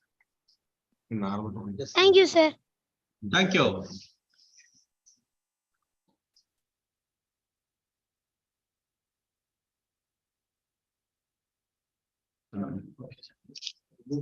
Thank you, Midun. Turn off your video and I call upon the next presentation. MLSA 023, MLSA 023, MN Muhammad Jafir from Fatima CSS School. MLSA 023, MN Muhammad Jafir. Excuse me, sir. Zafir is actually absent, sir. He can't attend this. Okay. Sorry, sir. Okay, thank you. So next, I'm going to the next MLSA 024, Alian Amrin K, Sana Model School. MLSA 02324, Alia Amrin, Sana Model. Assalamualaikum, sir. Yes, you have 5 minutes only, so start your presentation. Assalamualaikum warahmatullahi wabarakatuh. I am Ali Amrin of grade 8 from Sana Model School presenting my science lab. So before I go into more of my topic or tell you what my topic is, I will tell you a small backstory. So one day I came home after school and I was doing math homework and everyone in my room was talking. So I decided to play music to concentrate better. That is when my mom barged in out of nowhere and started yelling at me to turn off the music and lectured me on how music disturbs my concentration. And then a few minutes later, my friend called me and asked me if I picked my topic. That is exactly when it struck me. Why not take this as my topic and prove everyone that I am right?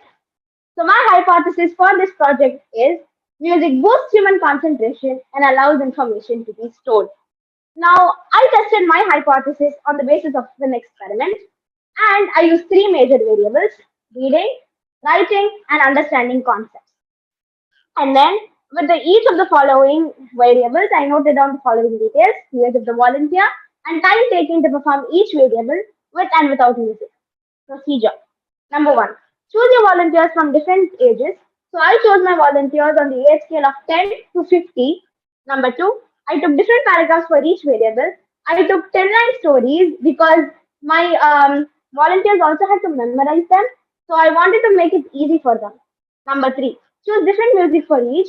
I chose popular music and I took off all of the lyrics. It was just karaoke. Number 4. I recorded the timings I conducted the experiment. Number 5. Gather my data for conclusion. Now here I have my data tabulations. So this is the volunteer number, the age of the volunteer, the reading time taken with, the reading time taken without. Same way for writing also. Now I'm going to interpret all of my data. So number 1, my first variable, reading. So the average time taken by a person with music was 26.86 seconds and the average time taken without was 2.84 seconds. Here there is a 2-second difference. So music has made a difference when you test it. So therefore my hypothesis is proved for reading. Coming to writing, the average time taken with music was 2.673 minutes and the average time taken without was 2.902 minutes. Here also there is a very minor difference, but it did make a difference, right? So that's what matters. So here also my hypothesis is proved. Coming to memory, so for understanding concepts, I strongly believe that timing does not matter. All you have to do is understand what is given to you. So I tested on the understanding level of my volunteers. So when I conducted an experiment, I noticed that most of the volunteers were very distracted because of the music and they didn't concentrate, due to which they took extra time. The fact is, when they did take extra time, they were able to tell me all of the minor details properly and correctly. So therefore, here also I proved that my hypothesis is correct. Now coming to my conclusion. My hypothesis that music helps while concentrating is therefore proved. It is because music engages in the areas of the brain involved in paying attention, making predictions, and updating the event in memory. So therefore, now we can recommend all of our youngsters to listen to music and concentrate when they are trying to concentrate in a disturbing manner. Coming to the future enhancement, in the near future, I would like to find out other things that would have an impact on our education, because concentration is something that this generation of society really needs to improve in. And then I would like to thank Omiyat for this wonderful opportunity and Almighty Allah. Jazakallah khair. Assalamu alaikum wa rahmatullahi wa barakatuh. Okay, you are not at all mentioned the time, whether it's morning time or evening time or night time? Sir, I actually conducted everything in different timings because I chose my volunteers from school and then a few from my house. So I wasn't really able to check which time of the day. How many volunteers you are taken for this, for your study? 16 volunteers, sir. 1 6. 16. Very good. Thank you. Thank you, sir. Okay, thank you. You can turn off your video and audio. I'm going to the next presentation. MLSA 3037 Alia Parvin from Fatima CSS School. I repeat. MLSA 037 Alia Parvin Fatima CSS School. Algae versus fish food. 032. 2-3 in the absence.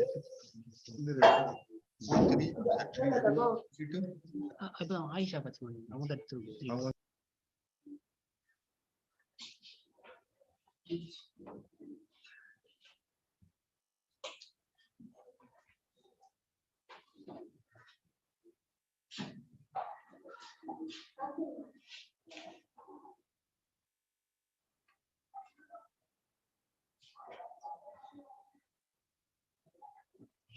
Good afternoon to all. I am Alia Parvin from class 6. I am studying in Fatima Central Senior Secondary School.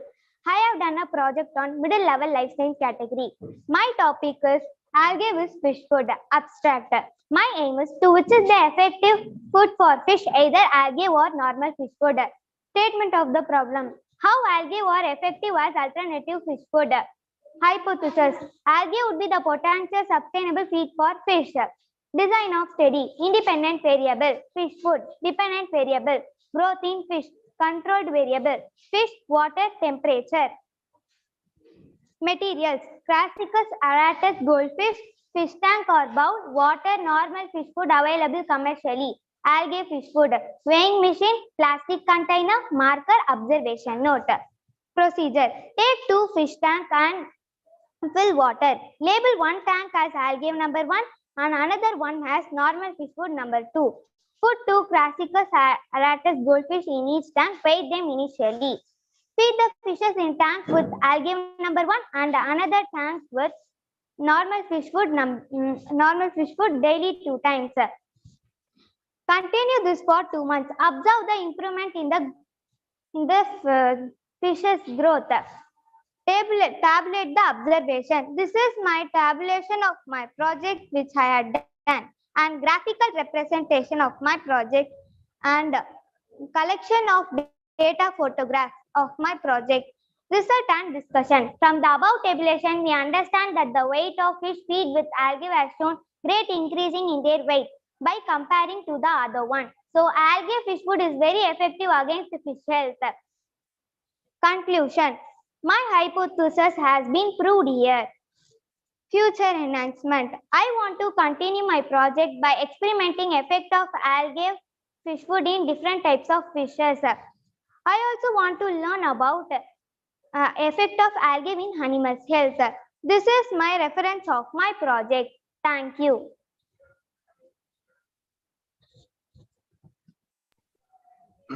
Thank you. Thank you. Nice presentation. What is the algae you are used for your study? None of that. What type of algae? Spirulina. Spirulina. Spirulina. Very good. How much you take spirulina plus fish food? What is the concentration? How many concentration you are used for your study? Fish shop. From the fish shop. And the algae concentration. Algae. How much of the, what is the concentration of the spirulina you are taken for your study? What is the composition of spirulina and fish food? Algae fish food from shop, sir. Okay, good. Okay, good. Okay. Thank you, Parvin. You can turn off your video. Thank you, sir. I call MLSA 3032 Ashriya Fatima from Sana Model School. Does the color of the room affect human behavior? இவங்களுக்கு தனி price அப்பா பெரிய பிள்ளைங்களுக்கு. ஆமாம் sir, எல்லாத்துக்கும் ஒவ்வொரு. I call MLSA 032 Ashriya Fatima from Sana Model School. Yes, you have 5 Yes, sir. minutes. Say your objective and result. Wabarakatuh. I am Ashriya Fatima, from grade 8 Sana Model School, here with a massive research on does the color of room affect human behavior. Aim. Well, we all know that colors play an important role in our daily lives. Colors play an important role in conveying information, creating certain moods, and also influencing the decisions people make. Color preference exerts an influence on the object we purchase, the clothes we wear, and the way we adorn our environment. Some color include a feeling of pleasure in the observer. When an affectively pleasurable color is viewed after a less pleasant color, it gives us more pleasure than by viewed itself. This is an effect called affective contrast enhancement. Every color creates new emotions and feelings. Scientists prove that colors change our moods in different association. Some color can give us happy and energetic feelings, while others can even give us simple and stressful feelings. So which color gives us good feelings and which one gives us bad feelings? To solve these questions, I did this research. Hypothesis. My hypothesis is, does color affect our moods? For purpose. The purpose I did this is to check that whether color really affects our moods or not. Methodology. Choose 3 rooms. For example, I chose yellow, green, and blue in different colors. And check with few volunteers that whether they feel the same or different in each room. And also ask them how many difference they felt. Data. Table representation. To interpret with my table, in green room, 3 out of 12 volunteers said it was fresh. 7 out of 12 volunteers said it was healing. And no volunteer said it was energetic, and no volunteer said it was stress. And 2 volunteers out of 12 said it was peaceful. And in blue room, only one volunteer said it was fresh, and 4 volunteers said it was healing, and no volunteer said it was energetic or stress, and 7 volunteers said it was peaceful. And in yellow room, no volunteers said it was fresh, and 2 volunteers said it was healing, and 5 volunteers said it was energetic, and also 5 volunteers said it was stressed, and no volunteers said it was peaceful.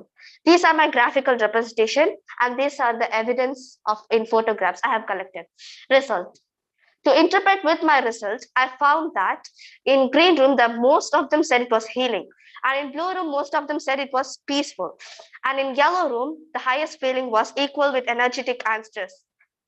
Conclusion. With this result, we can say that color changes our moods, and also with this we can choose a perfect color suitable for our room. For example, if we want our room to be peaceful, we can choose blue color. And also this research proved my hypothesis, does the color affect our mood, is true. Future enhancement. I would like to continue this project in future to know more about colors. And also I wanted to know that color affects our taste, and also why the color is good for our health and why everybody prefer different colors. Acknowledgement. This endeavor would not have been possible without the help of Almighty Allah Subhanahu wa Ta'ala, Alhamdulillah, and also my school and my guide teacher, Mrs. Samira, who helped me throughout the project, and also my friends and family who helped me doing this project. Thank you. Jazakallah khairan kaseera.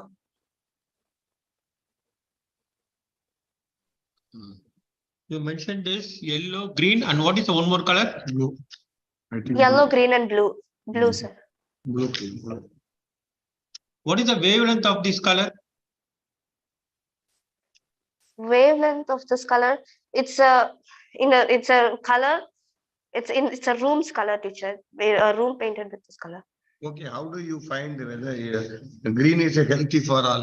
Green color, is it depending on the individuality or common to all? For your finding, green color is healthy for. It is common to all, teacher. It's common to all, sir, because green gives us a feeling of green gives us healing, so it is common to all. It is healthy. See, this is a common terminology. Green, which will give the peace, isn't it? Yes, sir. Which one plays a major role? Green is right. Green. Green Yeah, is yes, right. sir. Which one is behind this? Green. Okay. Sir, I can't understand your question. No problem. What is the age group of people you are selected for your volunteers? About 10. About? About 10. About 10 years. About 10 mean what? 10, above 10 mean 12 is about 10, 15 is about 10. Yeah, about 10. Any 10 to- people about 10. 10 to what level? Up to 10 to 20 or 25 or 10 to 20. 20. Okay. Because for your study, 10 to 20 is always happy. Yes, sir, but they get a different feelings in each room. Of course, but you have to select the people they are really suffering above the age group, above 40, 45 like this, you'll get it a clear idea. Oh, okay. Okay. Okay, sir. Okay, good. Okay. Thank you, sir. Okay, good. Nice presentation. Okay. Great. Thank you. sir. Turn off your video and mute yourself. And the next presenting is MLSA 076 Aisha Siddika from MS Creative School. MLSA 076 Aisha Siddika. Innovation in life. Okay, Good evening, you have sir. 5 minutes. So you can start your presentation.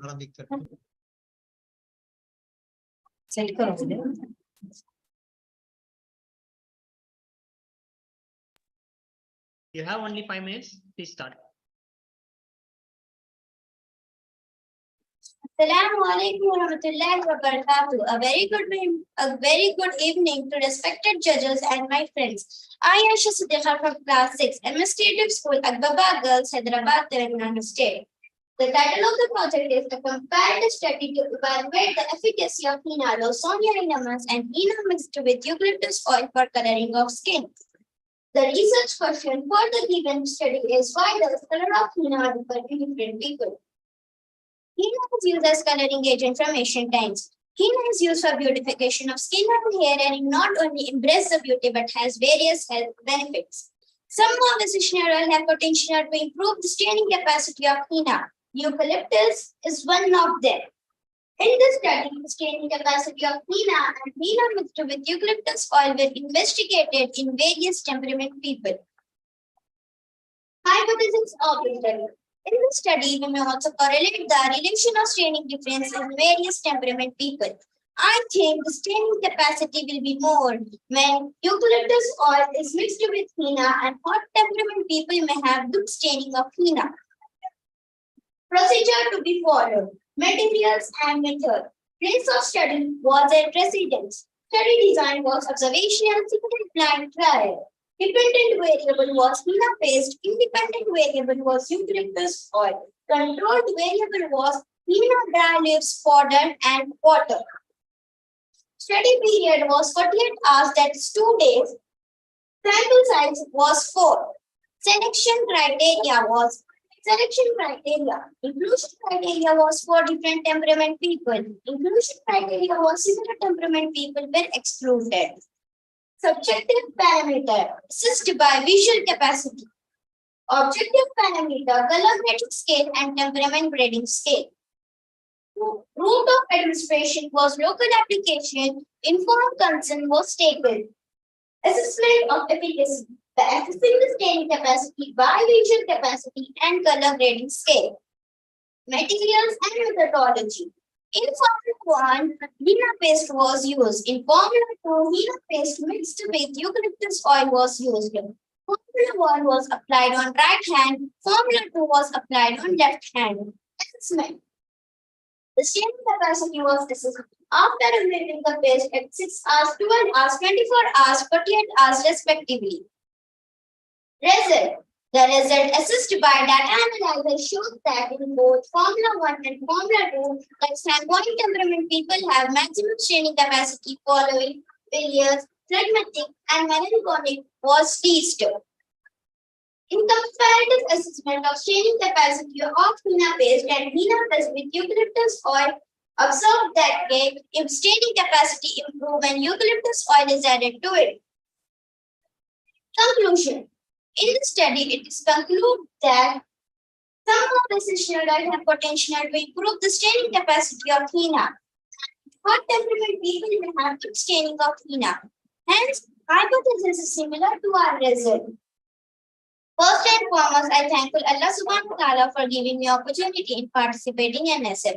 And I am thankful to MS and NSF management to giving me opportunity. Jazakallah khairan.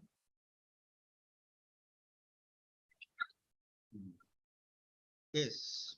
What is the reaction when you add the eucalyptus oil with henna powder? Staining capacity will be improved. Why you are not choosing henna from directly? You have to Yes, select sir. it from paste or directly, the leaves from directly. You collect the leaves, henna leaves and extract and why you are No, not sir, choosing? I have collected the leaves and I have made the powder, mixed water, and I have added eucalyptus oil to it. What is the alkaloid which is present in henna powder? What is the Yes, alkaloid? sir. What are the components which is present in the henna powder? In the leaf powder, leaves are there. Leaves powder, No, you check it dried out. leaves powder. Yes, it's a leaf powder, but I am asking, what is that reason? What is the compound that is present in the henna powder? Some compound is there, no, that will give you the color. The molecule is there, which name is rosone. Yeah, good. Good. A nice presentation. Thank you very much. Very good. a nice Jazakallah. One announcement I have to. Okay. Assalamu alaikum warahmatullahi wabarakatuh. It's over for you. You can mute and you can switch off your video. And the students will. Okay. There is one announcement. Now time is running out and we are creating a new room for the JLS and SLS participants. So the JLS and SLS participants who have joined this meeting, you have to click the breakout room at the bottom. You can see at the bottom there are many icons are there, chat and the share screen and all there. And you will find a breakout room. One icon is there. There are one square divided into 4 small square. One icon is there. There you click and main room and JLS SLS one room will appear. And then you click the JLS SLS room, you will enter into the new room. So I request all the JLS, all the SLS students to click the break room of icon at the bottom and enter into JLS SLS room. And there judges are there, a parallel meeting will go. Okay, please cooperate. Otherwise, this session will have to go till 7 o'clock. So please, all of you, please join the JLS SLS room. Thank you. Jazakallah khair. Hey. Oh, thank you, sir. Udia.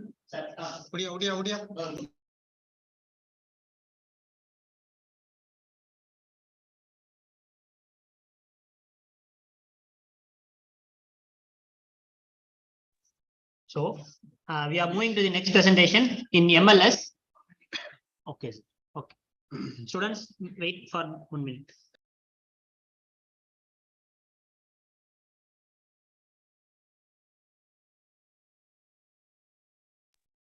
So we are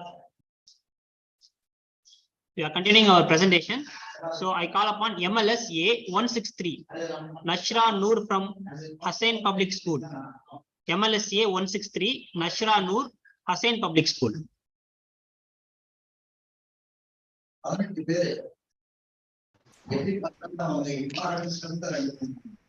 Okay, you can start your presentation. Good evening. My name is Nashra Noor from Hussain Public School, Kalaburgi, Karnataka.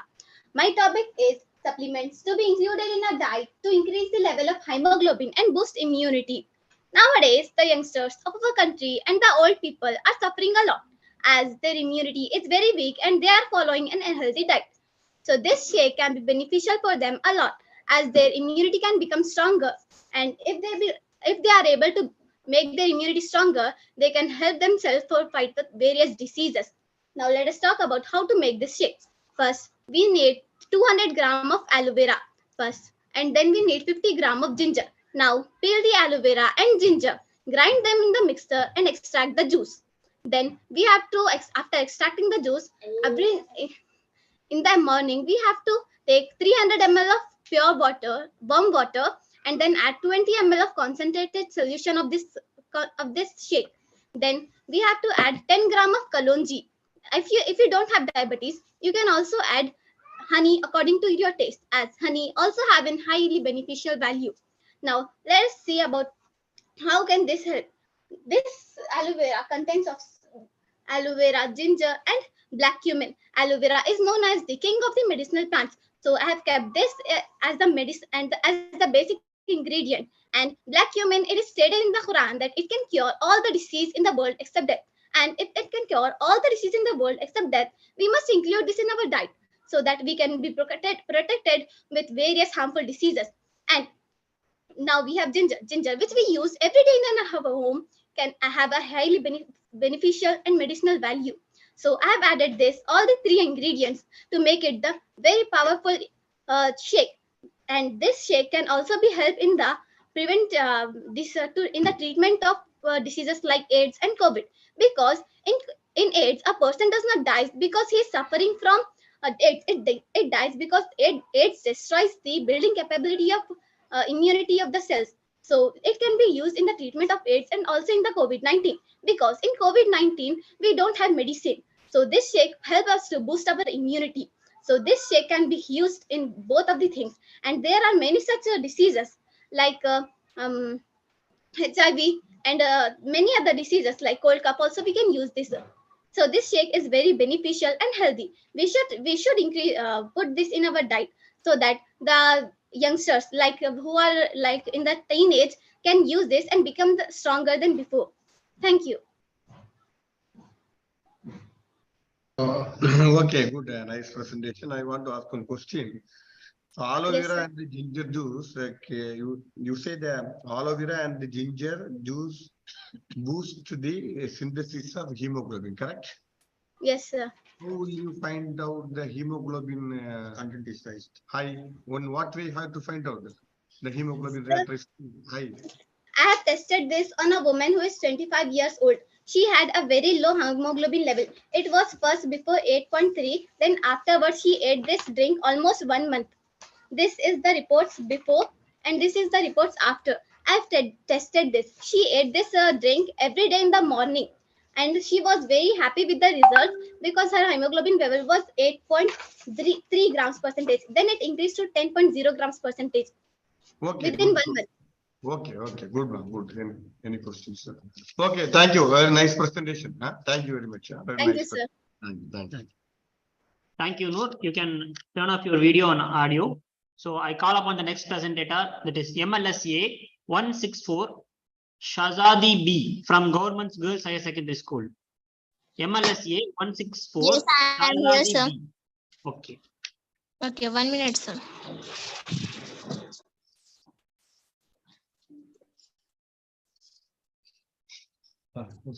Yes, yeah,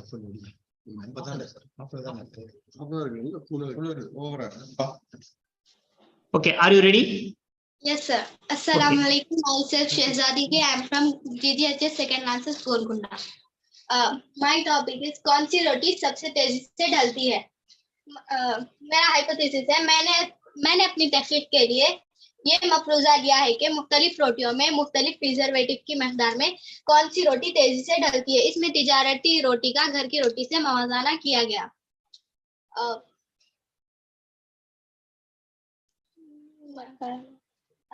दरकार हालात 5 प्लेटें सफेद bread की रोटी का टुकड़ा, घर की रोटी का टुकड़ा, चावल की रोटी का टुकड़ा, चाय का चम्मच, बर्नर, कैमरा, 5 प्लेटें। तरीक़ेकार, मैंने अपने जरीदे में हर एक रोटियों में मैंने एक ब्रेड लिया है और 2 गेहूं की रोटी, 2 चावल की रोटी। एक चावल की रोटी में नमक डाला है और एक चावल की रोटी में नमक नहीं डाला, और दूसरी में भी इसी तरह, गेहूं की रोटी में भी इसी तरह किया है। और मैं एक हफ्ते तक मैंने इस पर 1 चम्मच पानी छिड़का है, जिससे ये मालूम हो सके कि कौन सी रोटी सबसे तेजी से ढलती है। इसमें सबसे पहले जो रोटी ढली है वो है चावल की रोटी, जिसमें कम नमक था, और उसके बाद गेहूं की रोटी जिसमें कम नमक था। उसके सबसे कम जो ढली है वो है ब्रेड। उसके बाद जिसमें ज्यादा नमक था वो है जो उसके बाद खराब हुई वो है नमक की चावल की रोटी, और दूसरी है गेहूं की रोटी जिसमें नमक था। और ब्रेड सबसे कम ढली है क्योंकि उसमें प्रिजर्वेटिव होते हैं। मैंने ये नतीजा अक्स किया कि मेरे मफरूजे के मुताबिक कौन सी रोटी तिजारती रोटी, सफेद ब्रेड, घर की चावल की रोटी, कम और ज्यादा नमक वाली गेहूं की रोटी, कम और ज्यादा नमक वाली चावल की रोटी, इन तमाम में ढलने की शरह सबसे ज्यादा किस्में पाई जाती है। मैंने ये नतीजा अक्स किया कि ये सबसे पहले चावल की रोटी कम नमक वाली और ज्यादा नमक वाली रोटी, और फिर गेहूं की कम और ज्यादा नमक वाली रोटी, और सबसे आखिर में ब्रेड खराब होगा क्योंकि उसमें प्रिजर्वेटिव ज्यादा होते हैं। Thank you sir. होगा? Yes sir. अच्छा, नमक वाली का रोल क्या है? जी नमक है नहीं, नमक।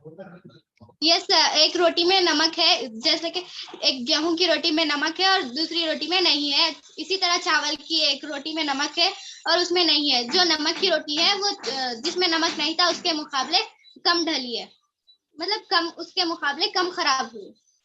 नहीं, मैं क्या बोलती हूँ तो क्या पूछूंगा तो नमक के रोल क्या है? What is the role of the salt? नमक का role preservative sir.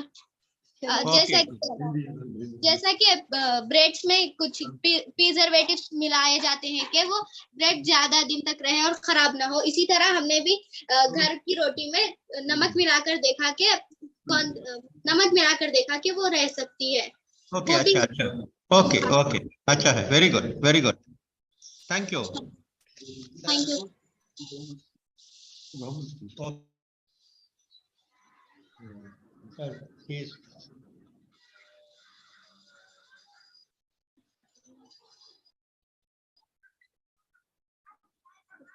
Okay, thank you, Shradha.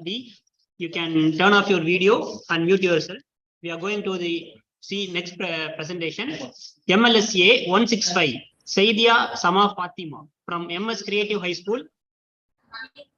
165, MLS 165. Okay.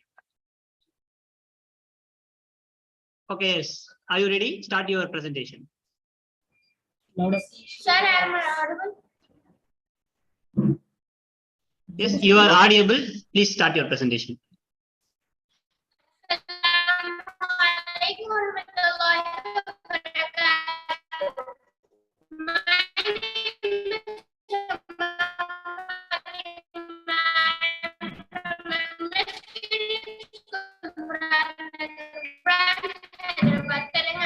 My topic is we use bread in our day-to-day life.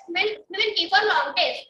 Ma'am, the rest of the bread we will keep for long days. We will see black patches on the bread, that is nothing but fungus. So if you want to prevent the fungal growth, we can use honey, because honey acts antifungal and antibacterial activities that will kill the fungus that is grown on the bread. So my idea is to use honey instead of sugar in making bread. So from where did I got the idea? One biological science teacher was explaining me about useful and harmful microorganisms. She told me that because of the growth of fungus, the bread may spoil and led to be thrown. So I thought, why to waste the bread? So I thought to use honey instead of sugar in making bread. My hypothesis is maybe the honey can inhibit the fungal growth. To test my hypothesis, I want to conduct an experiment. Variables for my experiment are independent variables are effect of honey, dependent variables are fungal growth, control variables are type of flour, amount of yeast powder, and temperature of oven. The materials required for my experiment are flour, water, honey, oven, yeast. I am not using sugar. sugar here because sugar contains moisture. If we add sugar, the bread may spoil and the fungal may occur. The procedure follows. Add ingredients like yeast powder, water, honey to the flour. Make the dough of the flour. Mix it well together. Keep the dough for predetermined time. Now keep the dough in the oven for the maintained temperature and predetermined time. Now take one more market bread in which sugar is added. Keep the both breads in a plastic cover. Sprinkle some water on it. Keep the both breads in a dark place and disturb it. The results show we found less amount of fungus colony on the bread which we have used honey. Whereas the bread we haven't used honey shows more amount of colonies of bread. Means honey is stopping the fungal growth. Whereas the bread we haven't used honey shows more amount of colonies and the bread is getting spoiling. A question comes in your mind: how does bread spoil? What honey is doing? As honey contains SPH that falls between 3 and 4.5 approximately, the acid of honey will kill all the fungus that is grown there. So, sir, do you know what are the uses of pure and raw honey? Let me tell you, it helps in turning brooms and warts. It is a healthy alternative to sugar. Honey can be used as replacement of sugar. Honey can be used as acne cure, improve digestion and improve digestion, etc. So, to conclude, I want to say that this project using honey instead of sugar help our bread help our bread from getting spoiled. The best inhibitor of fungal growth is honey. Thank you. I would like to show you my sir. Have a look to my album.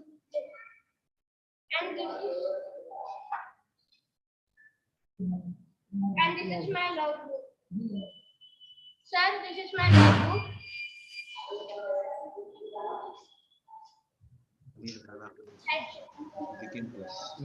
Okay.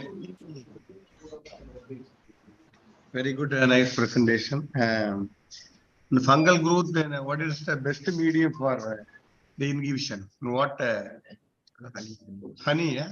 Or finding? We are using honey instead of sugar in making this. Okay. See, when you add honey during for bread making, what happens?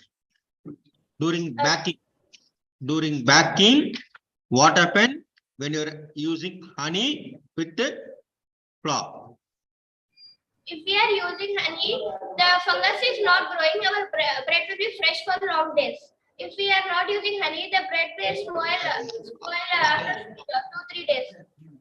Are you testing with using different moisture condition? Are you testing your bread with a different moisture condition? Yes, I have tested. Okay. Nice presentation. Huh? Okay, good. Next. Okay, thank you. You can turn off your video. So I call upon the next presenter, MLSA 166, Hafiz Unnisa. Hafiz Unnisa. Yes, Okay, you can start your presentation.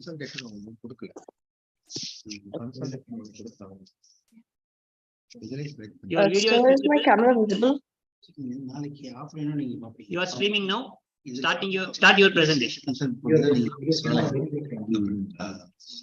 ஏன்னா இதுல நான் நேர்ல வரவங்களும் இருக்காங்க இந்த கேட்டு அப்படிங்களா judge பண்ணிட்டு மொத்தத்துக்கு இது பண்ணி Yes, we are waiting. Start your presentation. Yes. If you are not ready, please tell me. We can come back again. Now we are skipping. Yes, sir. Just one moment. I have an issue with my No, camera. you wait. We are skipping you and then we are back to you. Okay, Please continue. okay, continue, please. Okay. So my topic for today's science fair's presentation is about cleaning birds covered in oil.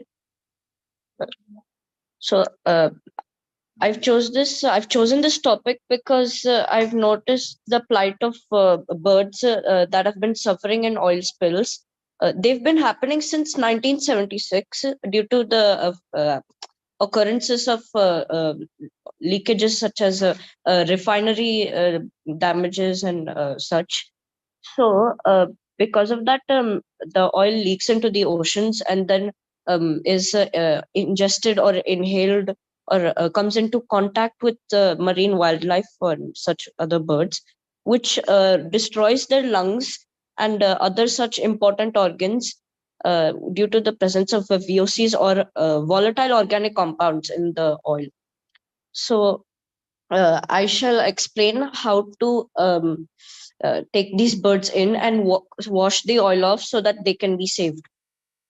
My hypothesis is that hot water with detergent will prove to be a better, more faster and more effective washing solution. Yes, sir. Do you have anything to show? Yes, sir. I have my So you have to focus the camera into the PPT or something. Okay. You have sir, any is my camera presentation? visible? You I have have any my display. presentations? Yes, sir, I do. But my You have to camera display- is you have to display has a the little bit of. camera. Are you able to see my camera, sir? Yes. You have to place the camera like that and show. Okay. Okay. So this is my display board. These are my items, my water samples, washing samples that will be used to wash the feathers. The feathers No, we will can. be We have. the feathers will be dipped into the oil here, and they will be dipped into the samples. This is the hot water with the detergent. This is the cold water with detergent, and this is the regular hot water. So, after being dipped into these samples, after the oil feathers dipped into each of these samples, they will be laid out, and these are my observations. I've noticed that once the first oil feather that was dipped into the hot water with detergent, it washed more faster in 57 seconds. Hello, and Officer the- Nisha. Yes, sir. We can't see anything.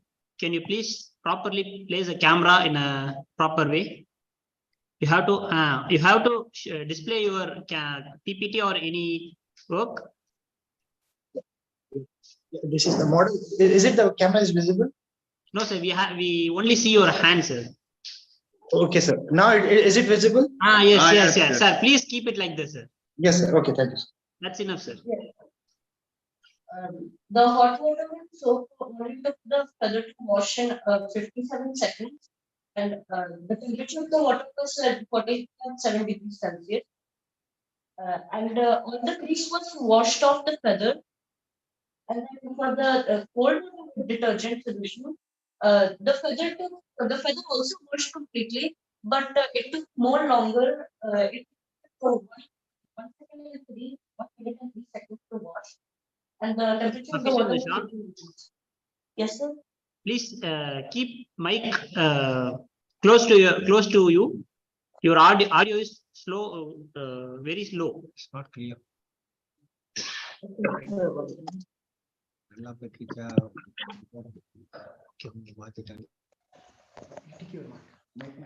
Okay, sir, is it clear now? Yes. You can present like this. Okay. Okay. Present your work. Now it's good. Okay, so 1 second. Okay, so the cold water had the same results, but it took more longer to wash. And now for the regular hot water, it washed fast in just about 1 minute and 6 seconds, but a lot of grease was still remaining on the feather. So thus, results can conclude that the hot water with detergent is proves to be a more quicker and more cleaner solution to wash the feathers with, because of the emulsification properties of the soap and the hot water. The oil is easily separated away from the feather. And these are my variables. The independent variable being the temperature of the water, the dependent variable being the clearing of the oil, and then the control variable being the feather, oil, and detergent solution. And for I have a logbook. This is my logbook. I will display.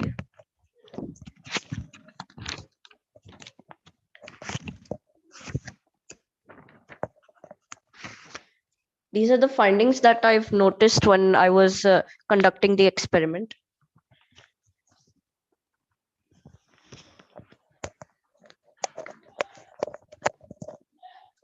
And this experiment will show and it will prove to be a more better alternative and more easier way to wash birds, and it will also save our environment and make us more dearer to the Almighty.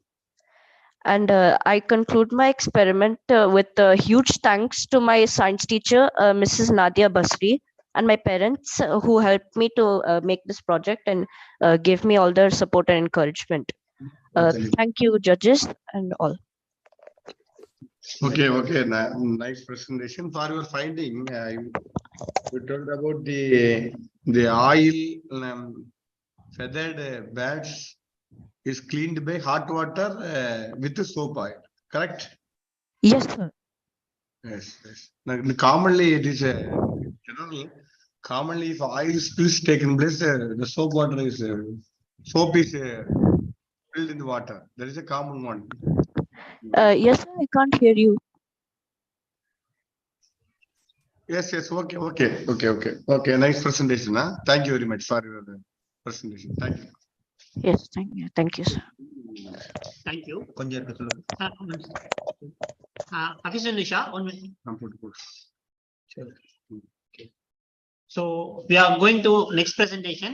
MLSA 167, Bandi Joishna from Telangana Social Welfare Residential School. MLSA 167, Bandi Joishna in the topic of wastewater treatment. MLSA 167, Bandi Joshna from Telangana Social Welfare Residential School. Wastewater treatment. Is there Bandia Joshna presented or not? There is no representation. Okay. So we consider him as absent. So thank you. கொஞ்சம் அவசரப்பட வேண்டாம். இந்த புள்ள கஷ்டப்படுறாங்கல்ல, நீ பாட்டுக்கு தாங்கி சொல்லி முடிச்சிட்டீங்க.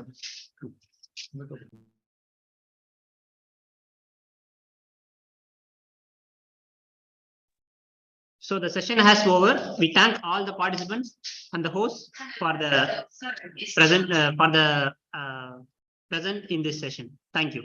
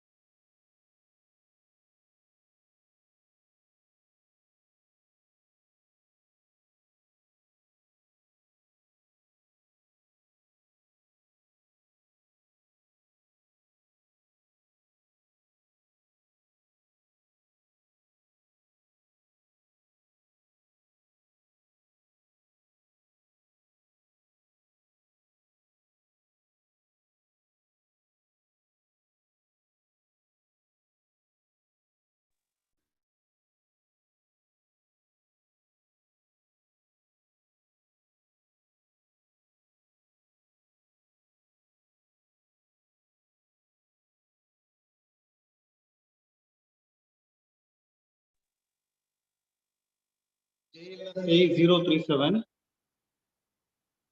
You can start now.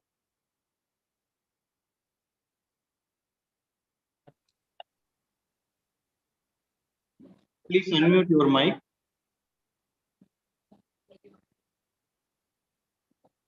You are not audible. Please unmute.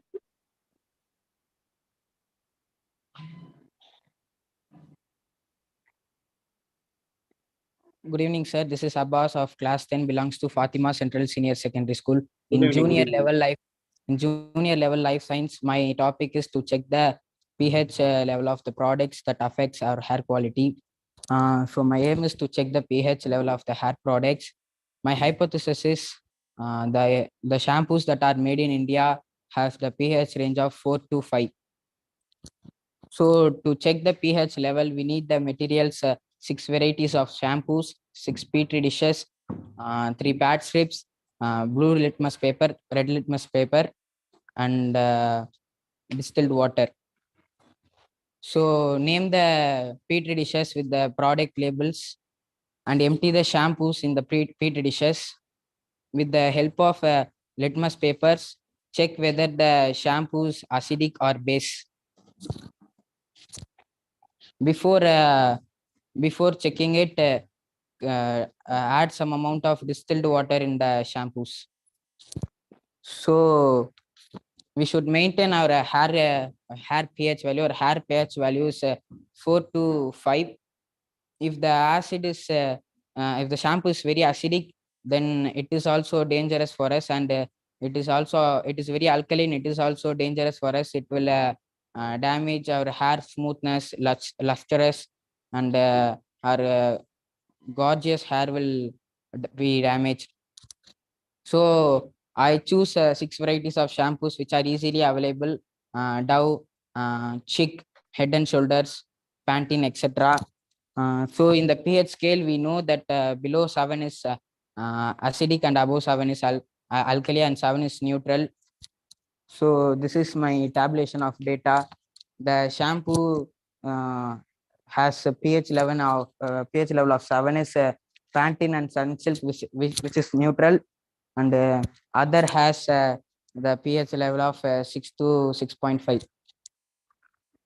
So my result is that my hypothesis is correct, that the Indian shampoos are slightly acidic and has the pH level of above 4 to 5. So thank you, sir.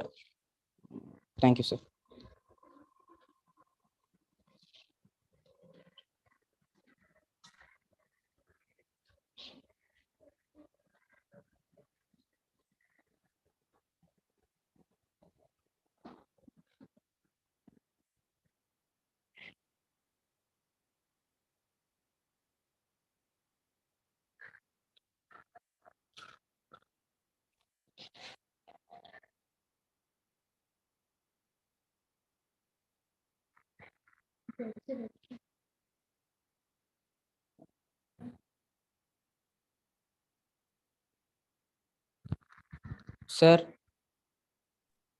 Yeah, can you please wait? There is some technical issues. They'll join again. Please wait. Okay, ma'am.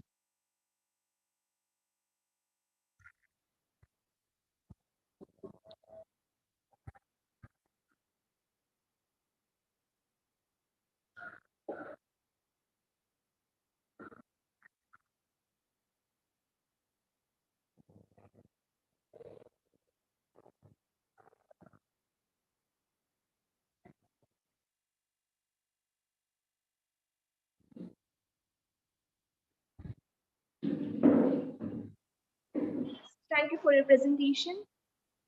Thank you, ma'am. What is the innovation that you have done in your work? Ma'am, just the curiosity of what will be the pH level of our hair products. What do you suggest? Because in all shampoos, the pH level is low, acidic pH is there. So what do you suggest to the society? Sorry, ma'am. What you suggest to the society of using these shampoos? Yeah, ma'am, we can use the shampoos which has above pH level of 4 to 5. Okay. Okay. Tell me the ranges of pH. What are the pHs there? Ma'am, 6 to 6 Types. point. I'm asking about the types of pH.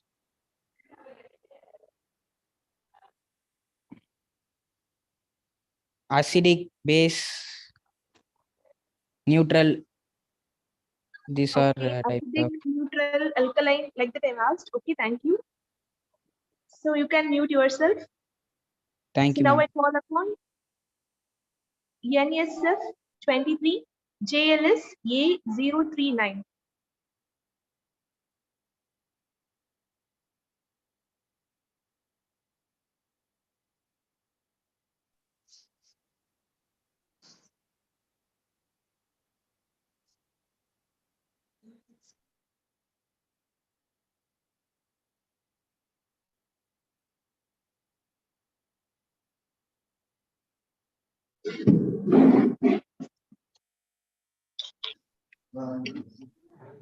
I call upon next presenter, JLS A039.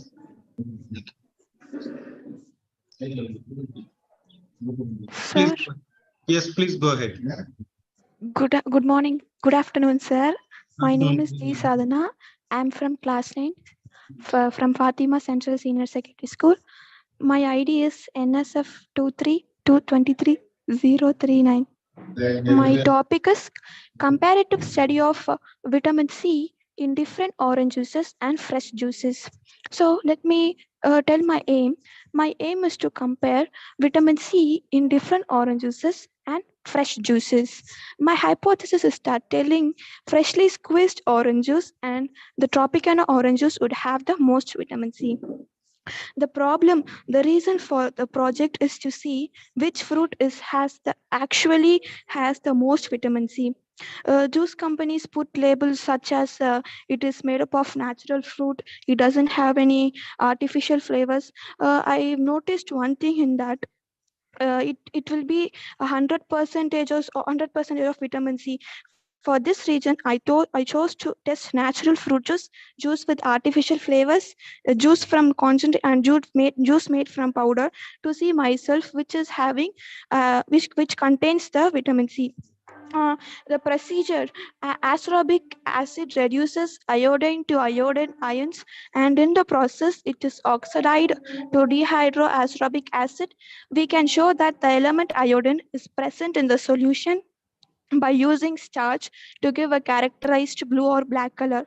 An easy way to make a solution of starch is to add some boiling water to a little corn flour. Some starch dissolves and the liquid will become slightly cloudy. Preparation of the iodine indicator. I've taken 1 tablespoon of cornstarch and water mixed together to make a paste. 250 milliliter of water is added and boiled for 5 minutes. 10 drops of boiled solution added to 75 milliliter of water. Iodine is added to the mixture until it turns a dark purple color. Testing and comparing juice tested. Each test tube is labeled with the juice to be added it for testing. With a dropper of 5 milliliter of the iodine indicator solution is added to each test tube. Using a clean eyedropper each time to prevent contamination, 10 drops of each juice is added into test tube with its name on it. Test tubes preferably, each test tube is held in front of a white piece of paper to determine their color, purple to clear. Test tubes, preferably in a test tube rack, will be arranged from darkest color to lightest color to log results. The darker color means there is less vitamin C. That is a tabulation of data. Fresh orange juice has obtained darkest color, Tropicana orange juice has obtained dark color, and real orange juice and Rasna orange juice has obtained slightly dark.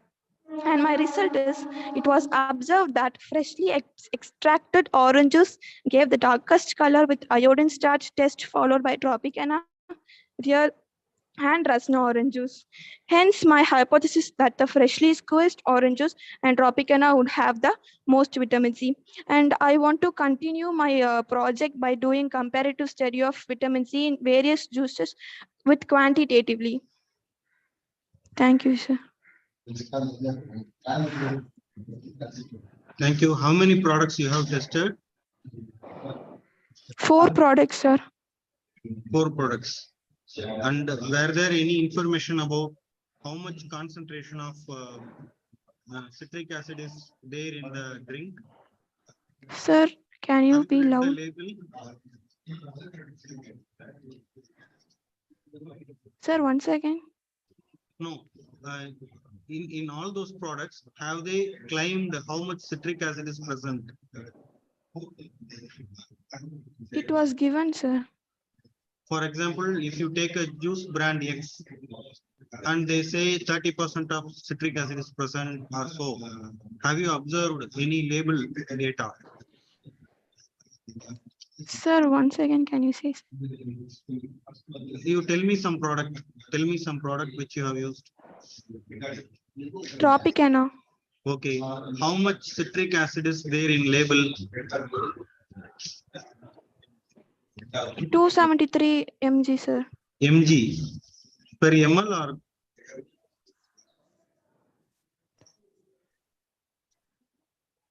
You haven't observed that? Sir? Okay, it's okay. How many products you have tested totally? 4 products, sir. And have you found out how many products label is wrong? Sir,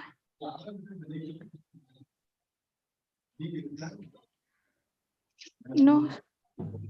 Have you checked the concentration of vitamin C? No. At least in fresh juice? No, ma'am.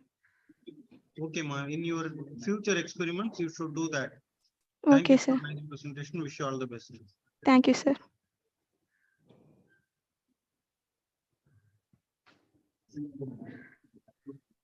So thank you so much. We are moving to the next presentation. That is JLSA 122, Anila Fatima from MS Creative School. Yes,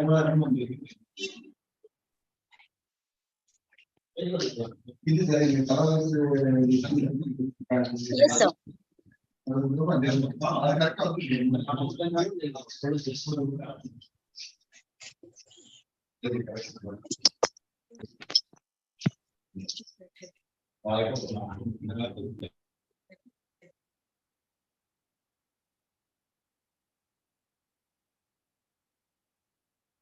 Sir, can you please allow me to share the video?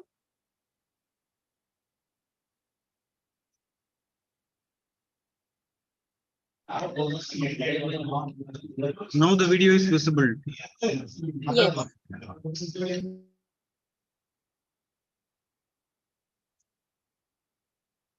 Good afternoon, sir.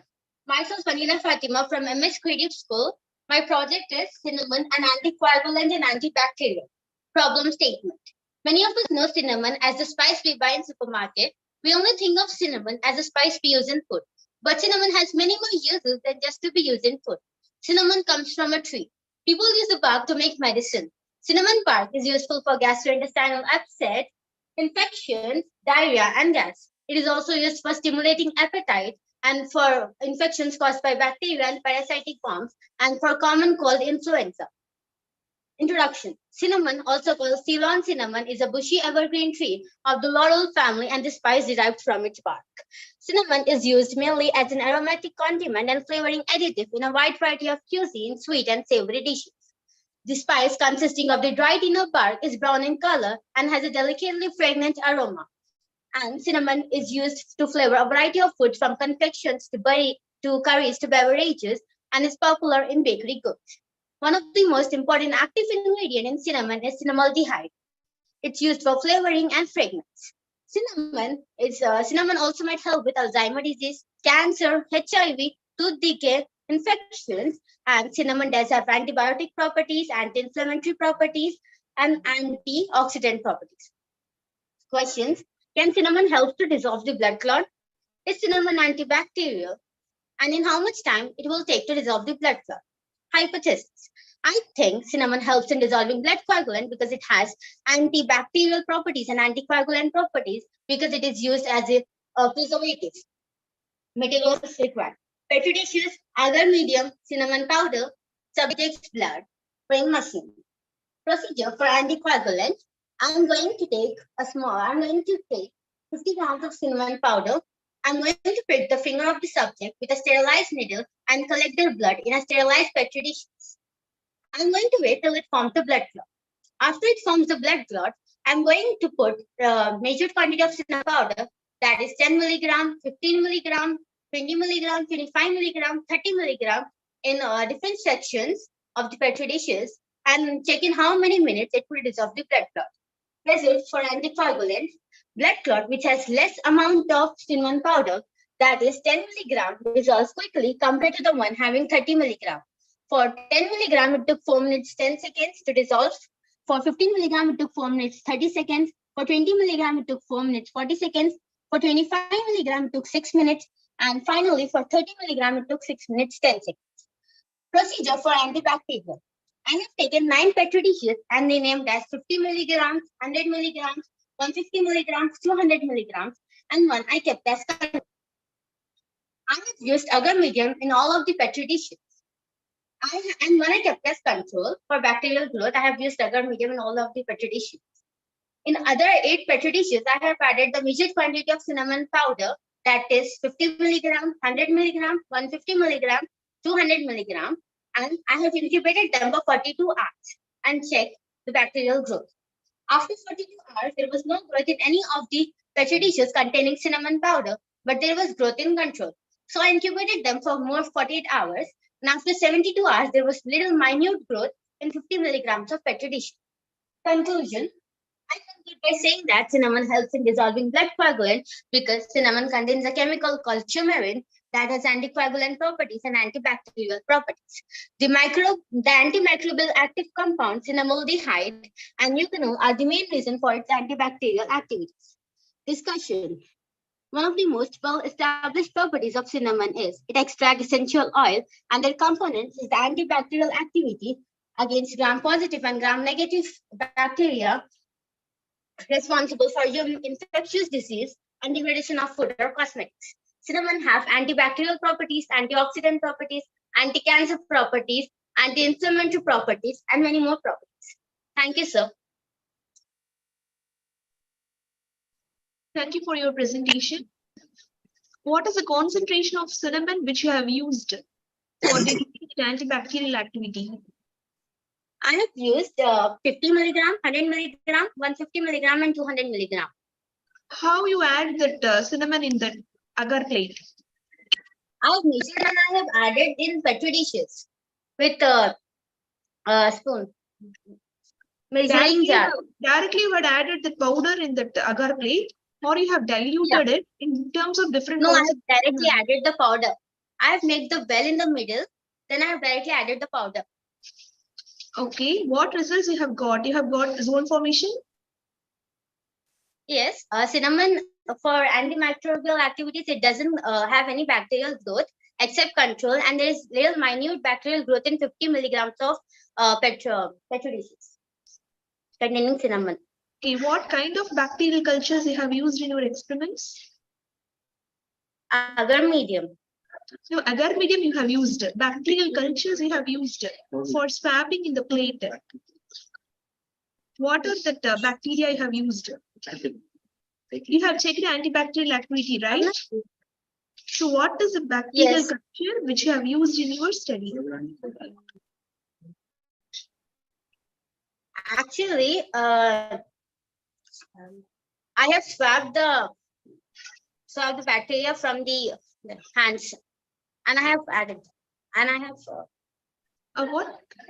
You have swabbed what culture? Yes. From hand.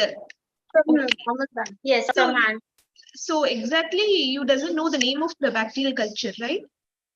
Simply have taken the outsider. Okay, fine. Yes. So how did you determine the anticoagulant activity? Because cinnamon has a chemical called coumarin that has anticoagulant properties. Have you extracted the chemical from that cinnamon? No, ma'am. Okay. I have just checked. It is of the blood clot or have you not, used and any in how blood many sample minutes here? it will become. Have you used? any Yes, I blood- have used the blood sample. Of which animal? Not of animal, human beings, my mother. Okay. How did you draw blood?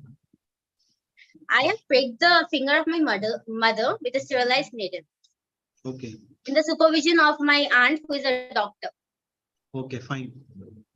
Thank you. Wish you all the best. So next present data is JLSA 123 Faizun Nisha from GHSS Telangana. JLSA 123 Faizun Nisha.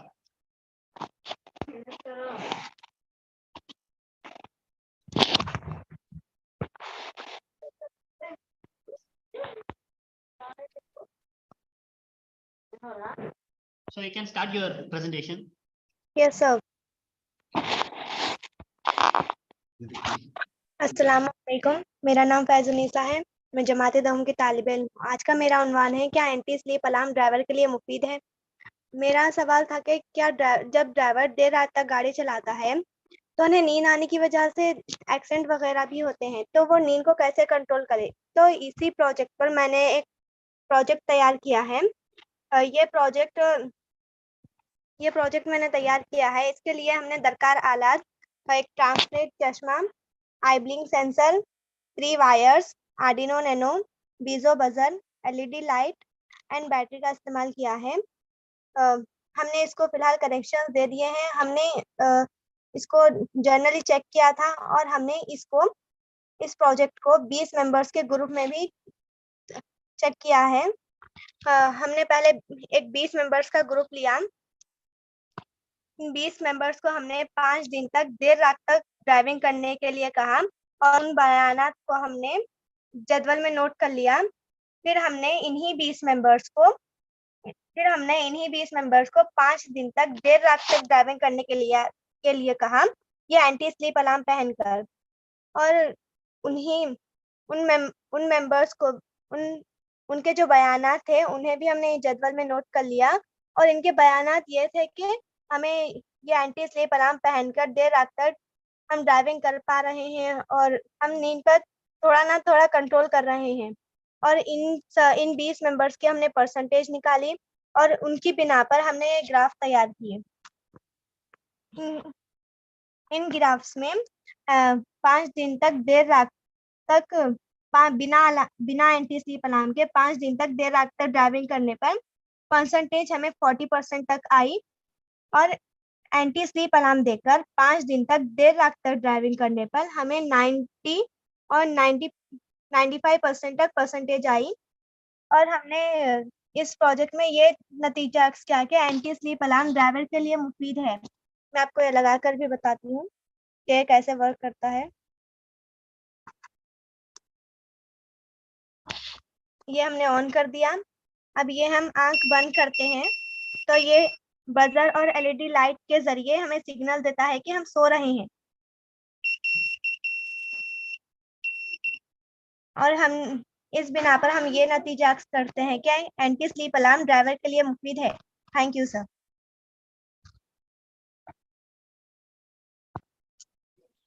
बेटी, इस alarm किसने बनाया?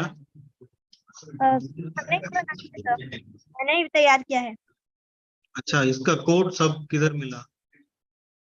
Sir ये एक हमारे school में एक Google class होती थी और उसमें हमें सर इन प्रोजेक्ट के बारे में प्रोजेक्ट्स देते थे। तो हमने ऐसे ही भाई का एक्सीडेंट वगैरह भी हुआ था नींद की वजह से, तो मैंने ये प्रोजेक्ट तैयार किया। अच्छा, इस बोर्ड का नाम क्या है? जी सर। इस मेन बोर्ड यूज कर रहे हैं ना, इसका नाम क्या है? आर्डिनो नैनो है सर। इसका वर्जन मालूम आपको? नॉर्मली जो हम इस्तेमाल करते वही है। रिमोट्स वगैरह में भी इस्तेमाल होता है। अच्छा, टोटल कितने ड्राइवर्स के पास टेस्ट किए थे?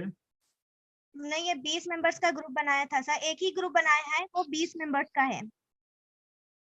इसका कॉस्ट क्या है? क्या मैम? इसका कॉस्ट ये क्या मोल है? क्या बोल रहे मैम आप? रेट ये एंटी स्लीप अलार्म का टोटल कॉस्ट, प्रोडक्शन कॉस्ट क्या है? ये आपको बनाने के लिए कितना आप खर्च करें? सर ये बहुत हुए सर, ये नेट पर तो बहुत ज्यादा बता रहे थे इसके रेट। हमारे सर को हम बोले कि सर ये बहुत ज्यादा बता रहे, आपके पास है बोल, तो वो सर लेके आके दिए। फिर हम कनेक्शन वगैरह दिए, वो सर भी थोड़ी हेल्प करे, हमारी नहीं आ रहा था तो बाहर का पूरा हम ही करे। अच्छा ठीक है। अच्छा, ये जो स्लीप सेंसर है ना, उसका Yes, sir. सेफ्टी के बारे में कुछ जानते हो आप? सर उसमें इसमें इंफ्रारेड रे सेंसर है ना, is it harmful to eye और not? No sir, it's a normally sensor जो ये रिमोट्स वगैरह में भी इस्तेमाल होते हैं, जैसे मैंने कहा था। क्या ये इंफ्रारेड सेंसर है या मोशन सेंसर है? जी नॉर्मली है, इसे कोई Normal हार्म नहीं है इसे। लेकिन इसका एक्सपोजर हंक के इसका एक्सपोजर बहुत खतरनाक होता है ना। ये वो हार्मफुल का नहीं है सर। फिर अ, इसके बारे में वो कुछ जानकारी लिया आपने? नॉर्मल सेंसर है, हार्मफुल नहीं है। अच्छा, थैंक यू। ड्राइवर आईनेक पहनने वाले रहे तो व्हाट दे विल डू, क्या करेंगे? क्या मैम? ये नॉर्मल आईनेक है, वो तुम रेडी करे हैं। सपोज ड्राइवर ऑलरेडी कैथबी स्पेक्स यूज करे तो, चश्मा पहन रहे तो देन ये कैसे यूज कर सकते हैं?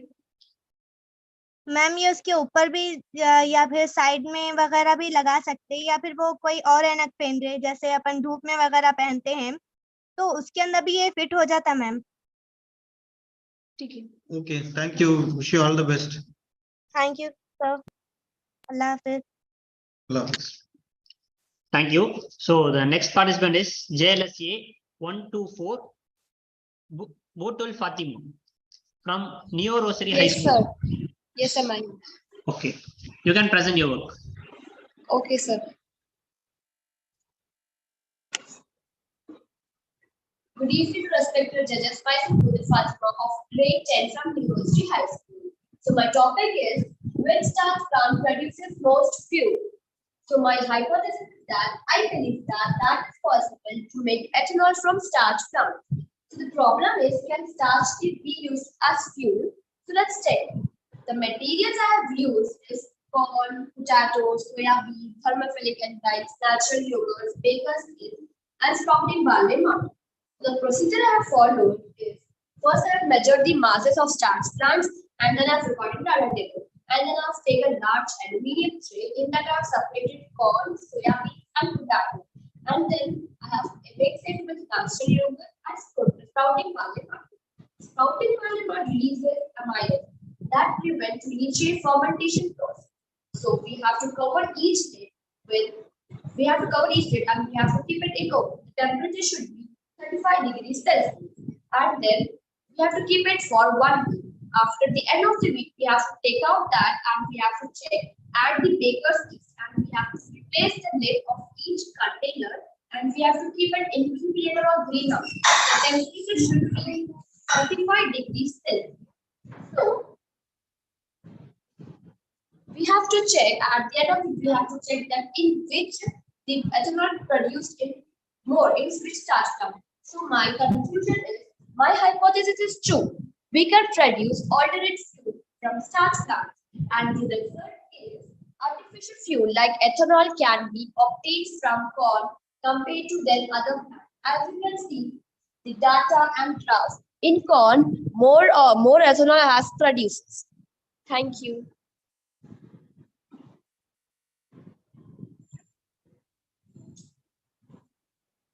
Thank you. So, sir, apart from ethanol, what are the other fuels can be produced from these starch plants? Ethanol is an alternate fuel we can produce from starch plant. No other fuel can be produced from these starch plants. From other we can.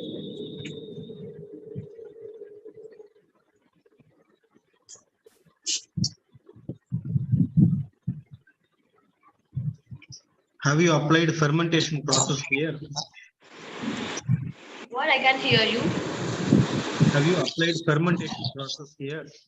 Yes, yes. From corn we have get small amount of ethanol compared to others. Have you added any other additional sugar source? Additional sugar source. Have you added any other additional sugar source? No. No. And which microorganism you used? Which microorganism you used? Thermophilic enzymes. Sprouting barley malt, which produces the thermophilic enzymes. You haven't used the single organism. You have used the multiple organism, right? Yeah.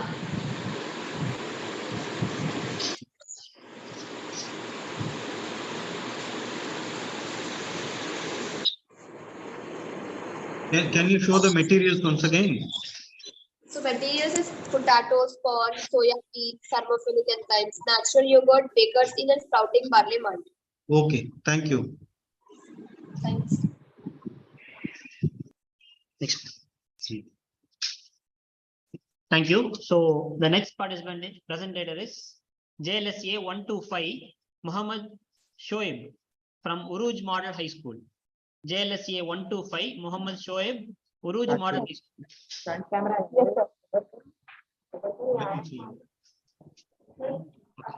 Yes, you can present your work.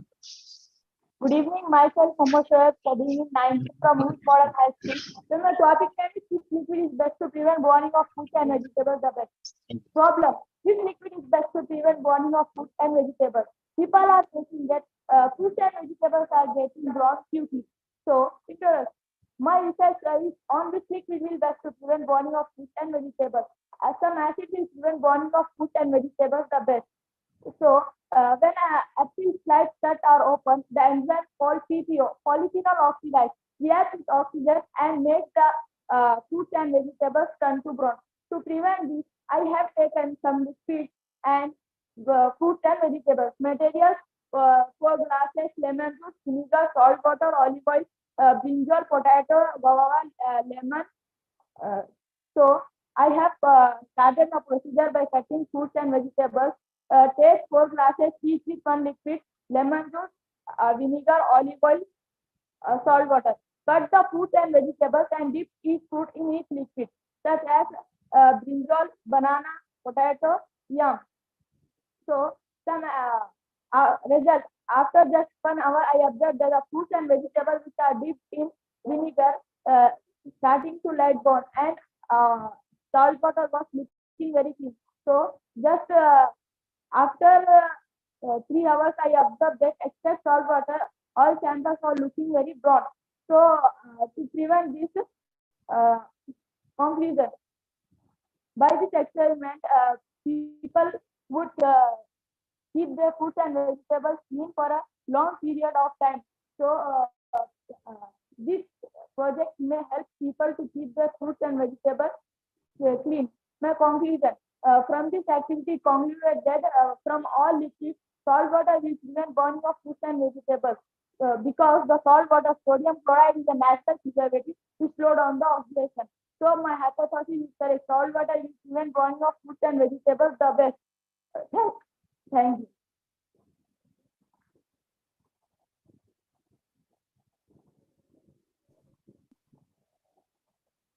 So suppose if a shopkeeper wants to prevent the fruit from browning, so which liquid will be economical? We have used a lot. Which one is economical for him to preserve the fruits as well as vegetables? No, when customer wants to cut the brinjal, it gets black. To prevent this, most of the ladies use salt to prevent this. So salt water will prevent browning of fruits and vegetables. Salt water. Okay. Yes. Any taste difference happens? No, we have to, after eating, we have to rinse it. So there is no taste. Can you tell comparatively which one is best? Salt water is best to prevent browning of fruits and vegetables. It has the ability to pull away the water through osmosis, so less oxidation occurs. But what will happen after some time? It can prolong the browning time. It can Yes, prolong the browning process. But what will happen to drying of food surface due to salt water content? When apples, the enzyme called polyphenol oxidase reacts with oxygen and turn to brown. So we have to keep in salt water to prevent brown. Okay, thank you. Most of the food thank you. Wish you all the best. You can switch off the video and mute your mic. So the next participant is JLS 126, Shaika Fatima from Government Higher Secondary School. JLS A 126, Shaika Fatima.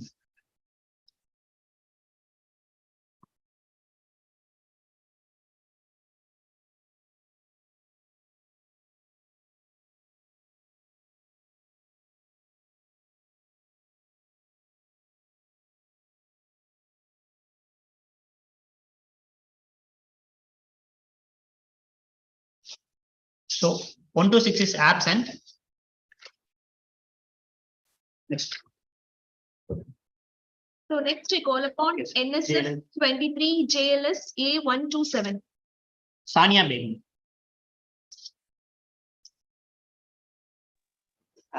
Assalamu alaikum and good evening to all. Walaikum salam.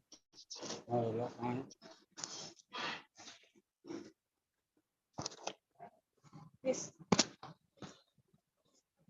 is Sania Ashraf, belong to DGHS Second Lances Golconda Sir. I am studying 10th Urdu medium. My project title is LG into biofuel. LG से हयाती ईंधन की तैयारी. मेरे इस project का मकसद ये है कि हमारी फिजा में जो आलूगी फॉसिल फ्यूल्स की वजह से हो रही है, जिसकी वजह से आलमी इद्दत में इजाफा हो रहा है, हम हमारी रोजमर्रा जिंदगी में किए जाने वाले अवामिल से हमारी फिजा को बहुत नुकसान पहुंचा रहे हैं. यानी जैसे कि हम रोजमर्रा जिंदगी में कई अरब फॉसिल फ्यूल्स का इस्तेमाल करते हैं, जिससे फिजा में CO2 की मकदार यानी CO2 कार्बन डाइऑक्साइड बढ़ रही है, और जिसकी वजह से हमारी जो ओजोन लेयर है या परत है उसको नुकसान पहुंच रहा है. इसलिए हमें एक ऐसी तवन्नाई या ऐसे ईंधन की जरूरत है जो हमारे माहौल के तवाज़ुन को बरकरार रख सके और हम उसका इस्तेमाल भी कर सके. इसलिए हमें डीजल पेट्रोल या फॉसिल फ्यूल्स के बजाय किसी हयाती मादे से बनाए गए हयाती ईंधन की जरूरत है. माय हाइपोथेसिस इज, क्या एलजी एक ईंधन के तौर पर बेहतरीन हयाती ईंधन होगा? My required materials are 10 ml hexane, 25 gram algae, 10 ml hexane, 20 ml methanol, 0.35 gram NaOH यानी सोडियम हाइड्रोक्साइड एंड सुराही. हमने पहले 25 ग्राम एलजी लिया और उसका पेस्ट बनाया, यानी उसमें से जो पानी मौजूद था उसे अलहदा किया गया, और एलजी हमने वहां से इकट्ठा किया जहां साफ पानी होता है या पानी मौजूद हो, जैसे तालाबों वगैरह. एलगी सूरज की रोशनी और पानी हवा की मौजूदगी में तैयार होता है. एलगी लिया गया 25 ग्राम लिया गया, इसका पेस्ट बना लिया गया और इसे सुराही में डाल दिया गया, और एलगी के पेस्ट में 10 ml हेक्सेन मिलाया गया और उसे हिलाया गया. दूसरी तरफ 20 ml मिथेनॉल में 0.35 ग्राम NaOH सोडियम हाइड्रोक्साइड का पाउडर मिलाया गया और उसे तहलील होने तक यानी उसमें हल हो जाने तक उसे हिलाया गया और सुराही में डाल दिया गया, जिसमें पहले से एलजी का पेस्ट और हेक्सेन मौजूद था, और इसे हिलाकर उसके मुंह पर रबर कोट लगा दिया गया. उसके बाद उसे 3 घंटे के लिए रख दिया गया और उसका मुशाहिदा किया गया. 3 घंटे बाद हमने मुशाहिदा किया कि हमें एक बायोडीजल की परत हासिल हुई, जो कि हमने अलग से अलहदा कर लिया. हमने पहले टेस्ट किया कि बायोडीजल बनाने के लिए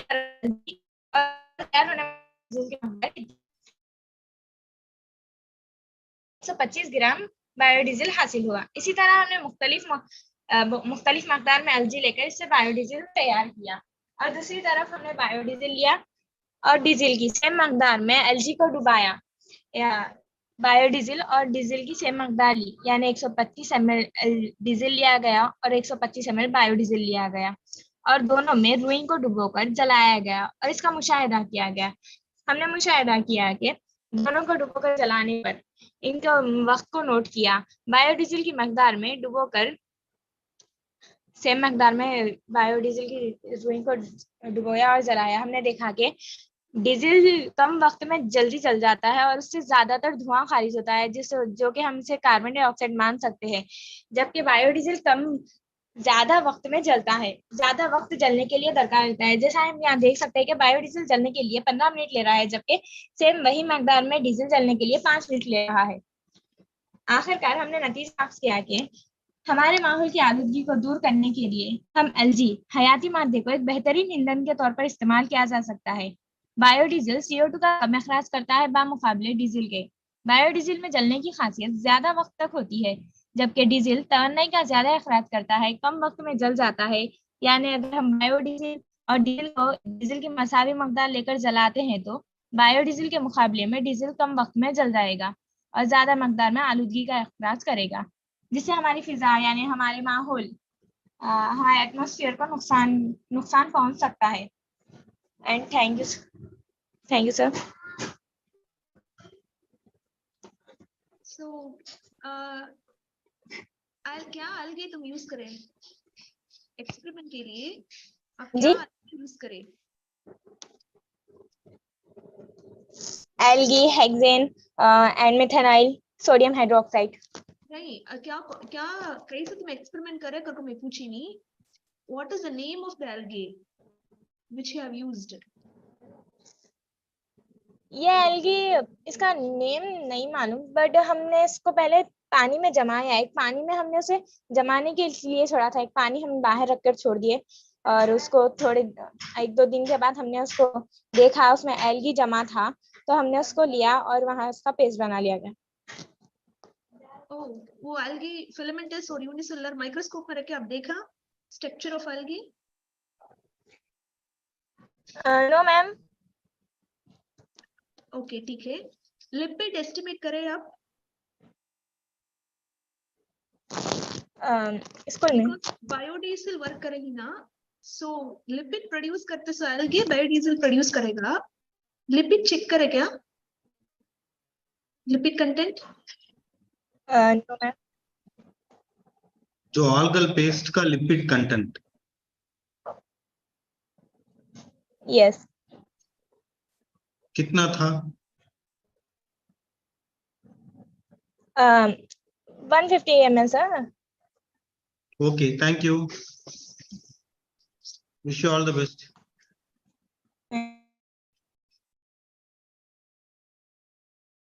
Next. So the next participant is JLSA 128 K Keertana from TSWRS. JLSA 128 K Keertana from TSWRS.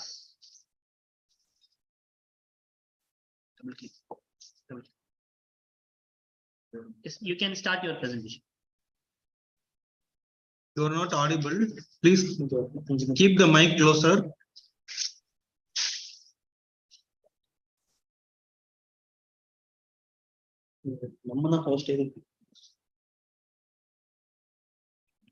Not yet audible.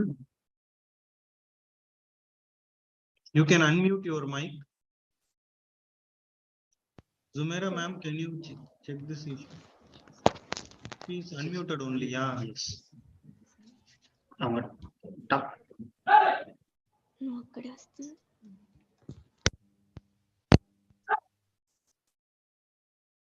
You are not audible, ma'am. You are not audible. Please keep your microphone near you. Keep your microphone near you. Speak in mic. Please use your headphones. You are not audible.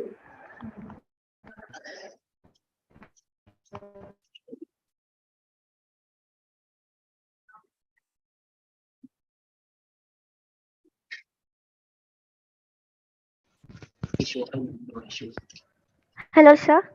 Yes, it is coming up. Yes, it is coming Double, up. sir. Your time starts. You can Okay, sir. continue. This is Kirtana, studying 9th standard. I'm from TSWRS Chintagunta School, sir.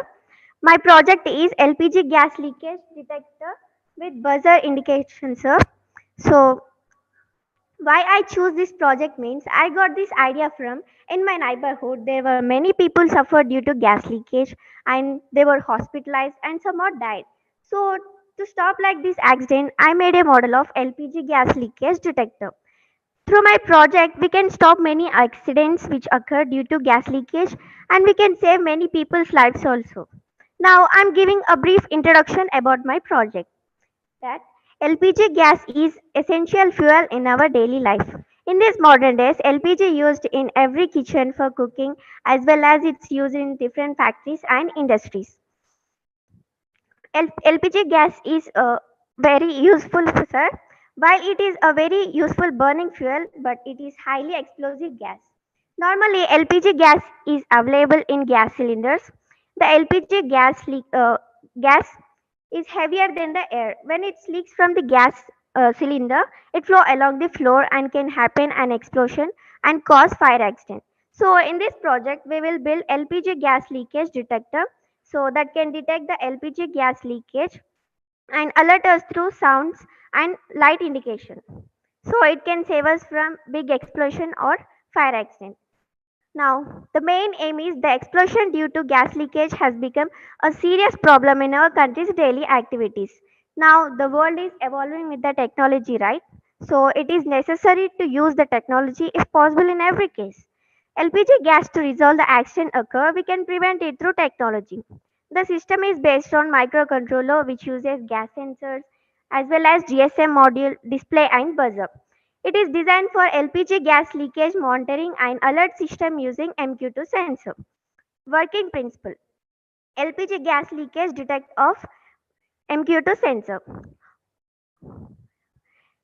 Now, objectives required to my project are, so I'm showing a block diagram to better understanding.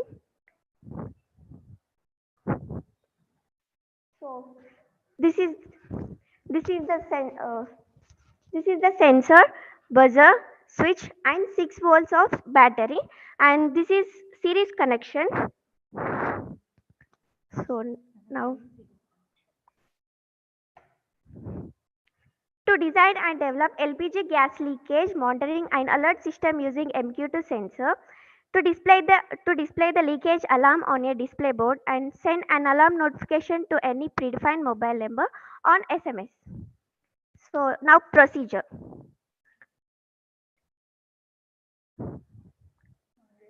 The system will be active with 6 volts of power supply. The sensor will detect the leakage once the system is launched. If there is no gas leakage, it display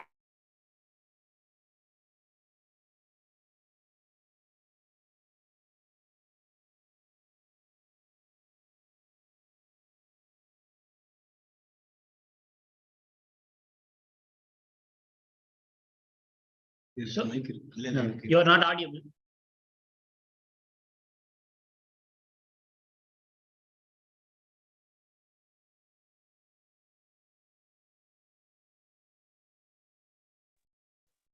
Can you check the mic connection, ma? It's not audible. Excuse me. You are not audible. Please check the mic connection.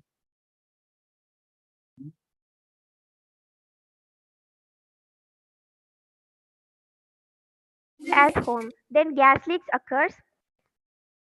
GSM module is there to send an immediate message to the stakeholders regarding the gas leaks, and it lowers the intensity of the system. And GSM module in this device ensures better safety to the users regarding the gas leaks. Now limitations. Gas may be leaks at various levels in various homes and factories. So just we require additional gas sensors to detect it. Now future work. How it will be going to work in future means a mobile gas sensing robot can be constructed to sense the gas leakage through pipelines as the robot can move on a track which is situated along the length of the city.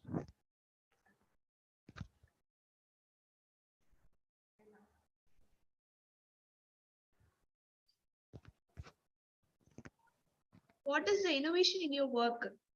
Is this already LPG gas? They were following this, or is there any innovative things that you have used in your work? Madam?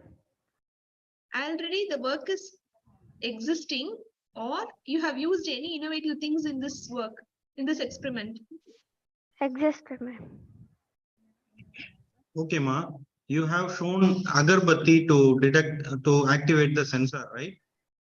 Yes, What will happen if sir.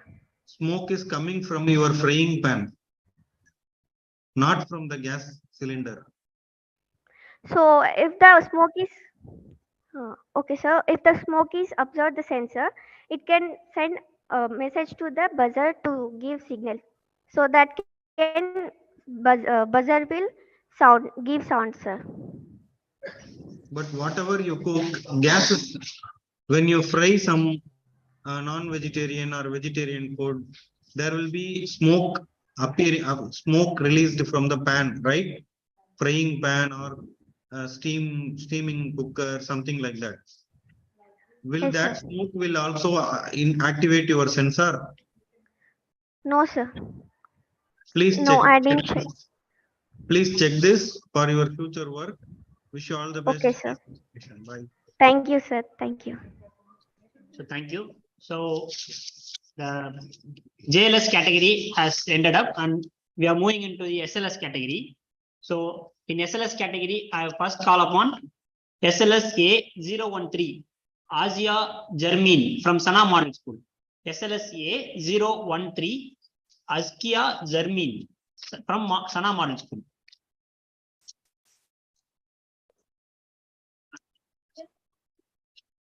Continue. Assalamualaikum warahmatullahi wabarakatuh. Walaikum salam. I'm audible? Yes, you are audible, ma'am. Go ahead. Yes, okay. So James Clerk Maxwell in year 1875 stated that when an electrically charged particle moves under acceleration, it alternatingly produces electrical and magnetic field. These fields are transmitted in form of electromagnetic wave or electromagnetic radiation. Later, he exposed the fact that the sunlight also has a character of oscillating electromagnetic waves. Sunlight is not only essential for human, but it is also essential for a plant's growth. A plant's growth has three phases: meristematic phase, elongation phase, and maturation phase. And sunlight plays a crucial role in all these three phases. So, if sunlight has a character of oscillating electromagnetic wave, and it is very crucial. So there comes a question: Does electromagnetic effect affect the plant's growth? And that's my topic of the day: effect of electromagnetic field on plants. My project has two experiments. In both the experiment, I use fenugreek seeds because fenugreek seeds grow within 10 to 15 days. It is available. It is easily available in my locality, and it grows in majority types of soil. In first experiment, I use electromagnetic field available in our homes. So in my home, oven is available, and I use that as electromagnetic generator.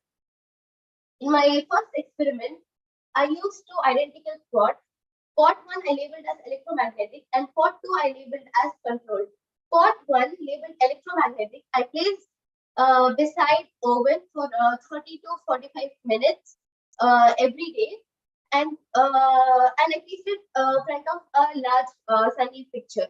And pot 2 I placed it in a rooftop.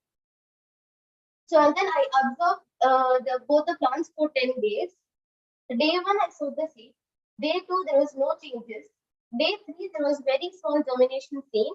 But whereas in pot 2 only 1 or 2 plants were germinated, as you can see here. And whereas in day 10 the plant grew up to 6.7 centimeter in pot 1, and pot 2 plant grew up to 6.2 centimeter. So here you can see that the pot 1 electromagnetic label glowed more than the pot 2, which shows that the electromagnetic effect has a positive effect on plants. Though the effect is negligible. So that's why I conducted another experiment 2.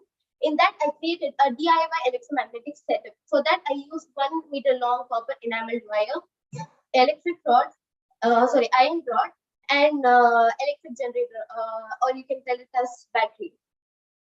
So first, I screw up the copper wire around the iron rod, placed it near to I attached both the end of copper wire to the battery.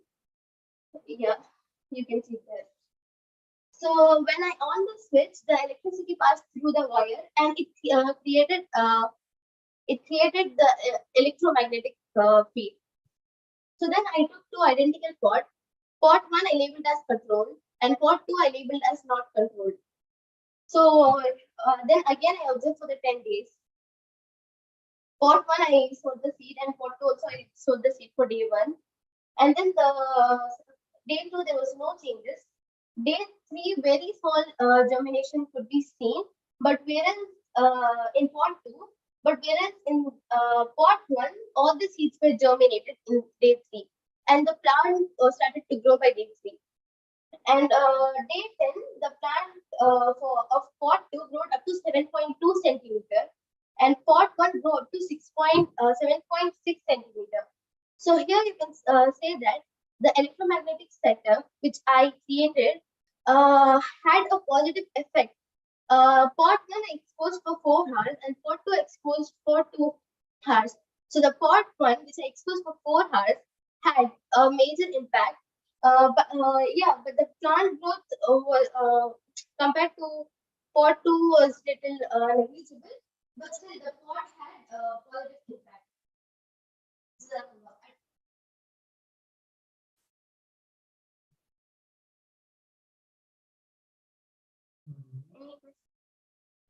What was the unit of measurement of electromagnetic field? Sir, I measured it in volts. You get my question? What was the unit of measurement for electromagnetic field? Sir, for the oven, I used 240 volts, and for the other setup, I used 9 volts of electric field. Okay.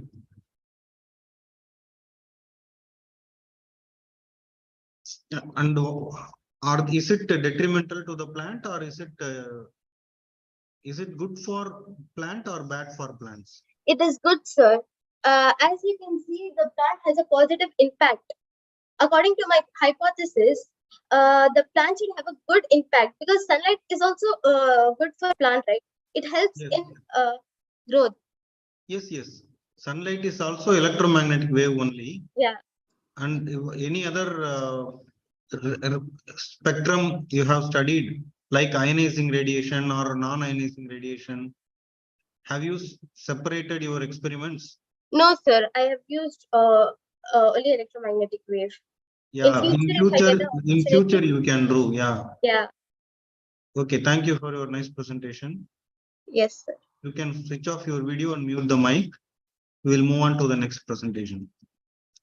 So the next presentation is SLSA 016 Mariam Banu.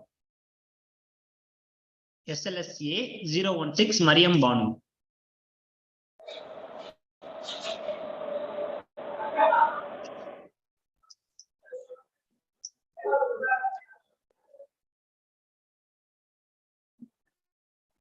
Yes, you can present your work. Good evening, everyone. I am Mariam Banu of class 1 from Fatima Central Senior Secondary School. Here my topic is about biomass energy. My aim is to grow 6 different types of grasses and then determine which grass will produce the most biomass and therefore will produce the most energy. My question is, which grass contain more energy content?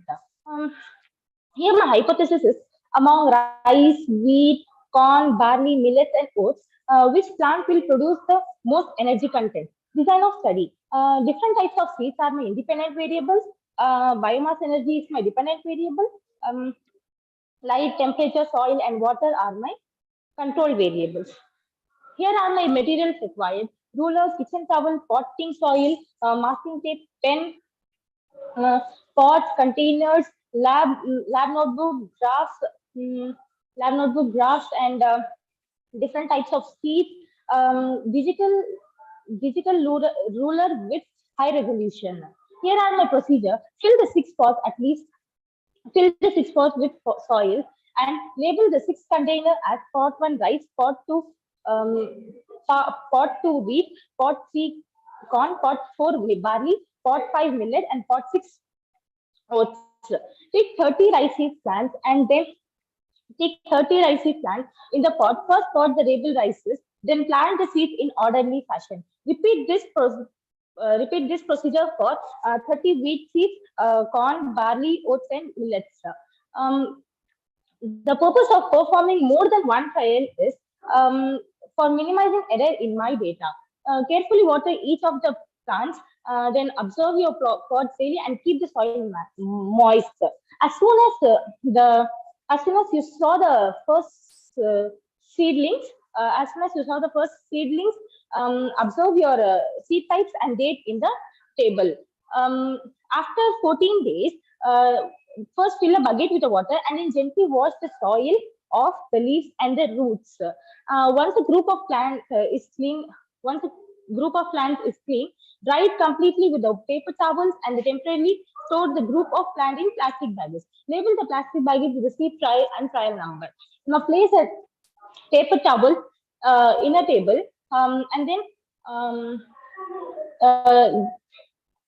place the new paper towel on the digital scale. Open the first right baggie. Weigh the group of seedlings, that is fresh weight. Record the weight of seedlings in the table. Then my calculations is I have a formula to calculate my data. The percent change in water is equal to fresh weight minus dry weight by fresh weight into 100.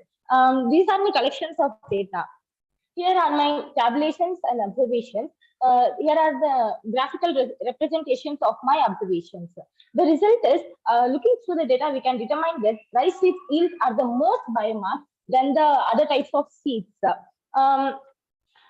And would be the best converter of light energy to the biomass energy.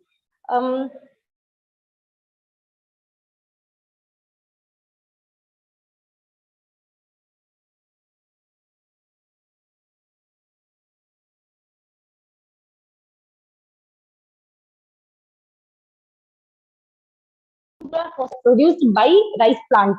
I want to try repeating the science by using different types of grasses such as sorghum or napier grasses. I want to know how does the maturity of the grass affect the energy extracted. Then allow the grasses to grow for a longer time and mature and then extract the energy. Thank you.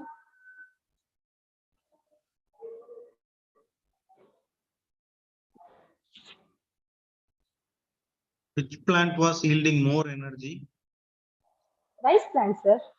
Rice plant. Yes. Which is yielding very low energy? The low energy is yielding millet rice, sir. Do you know any reason for that? Maybe the temperature was low. It is not suitable for them. Okay. For India. Okay. Thank you. Wish you all the best. You can switch off the video and mute the mic. We will move on to next presentation. So the next presenter is SLSA 017 Pavitra from Fatima CSS School. SLSA 017 Pavitra from Fatima CSS School.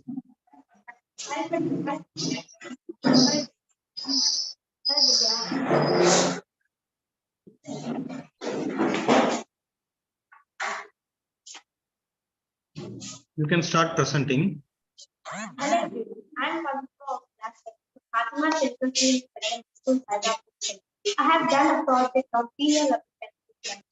My topic is about intensity testing of peak performance. Can you speak little more loud? My aim is to determine the effect of heating methods on seed growth. Now, my question is, which heating method is more effective on seed propagation? My hypothesis is microwave seeds will have more effect on seed propagation. Now, materials required: fenugreek, tomato, radish, bean,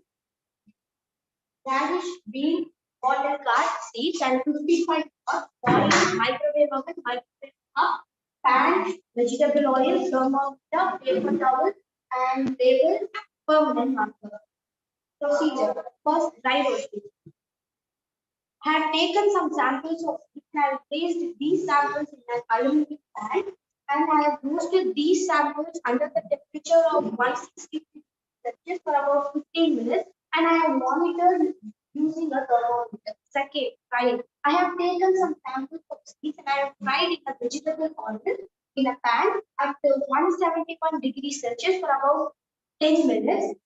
Third, microwave. I have taken some samples of seeds and I have placed in a microwave oven at 300 watts and for 1 to 2 minutes. And fourth, steaming. I have taken some samples of seeds and I have steamed at 100 degrees Celsius for about 15 minutes, and the samples were placed, the samples were packed right on a paper towel and had right boiling. Boiling. I have taken some samples of seeds and I have boiled for about 15 minutes, and the samples were packed right on a paper towel and had right. Experimental procedure. Experimental procedure. I have selected 5 different seeds, namely fenugreek, tomato, radish, potato, and bean. I have taken 30 pots of same size and I have filled each pot with same size, and I have filled it with same amount of oil, and I have labeled 5 pots as control for each, and I have labeled the remaining 25 pots as each 5 pots has dry roasted, oil fried, microwaving, steaming, and boiling respectively. And I have placed these pots under the sunlight and I have watered them daily, and these procedures followed for next trial, and this is the first time then I have looked at the observations, and observations are tabulated here, and this is trial 1 observation and trial 2 observation. And based on the observation, we understand microwave seeds germinate faster than the other treated seeds, and so microwave can be used to increase the productivity of plants. So I conclude that my hypothesis microwave seeds will have a more effect on seed germination is true. This is because the seeds exposed to microwave had started to germinate first. Thank you.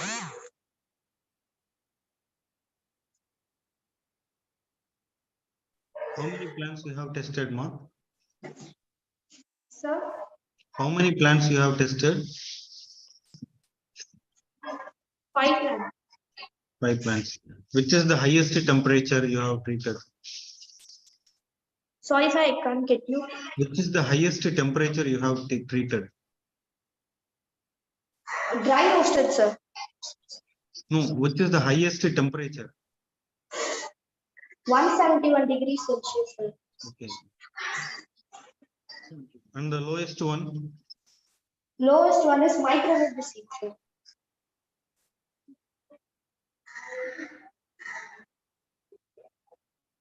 We normally think that heat will kill the seedling, right? Sorry, sir. We normally think that heat will kill the plants. Yes, sir. So the seeds are surviving in high temperature. I can't get you, sir. Any idea? Sir, I can't get you. No, how the seed is able to survive in high temperature? The seeds get damaged because of the high temperature.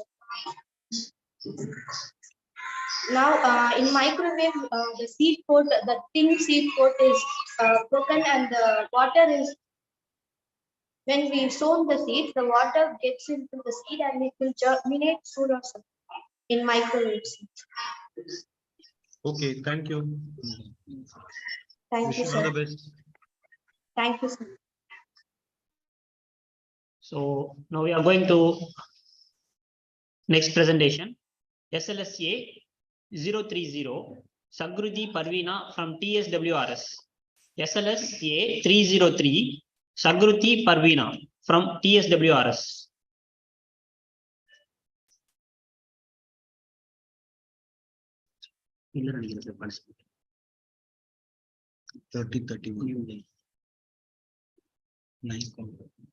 Next one. So as SLSA 030 is absent, we moving to the next presentation. SLSA 031 Nazneen Fatima from Neosis Junior College. SLSA 031 Nazneen Fatima from Neosis Junior College. So she is also absent. Sumira madam, can we end this session?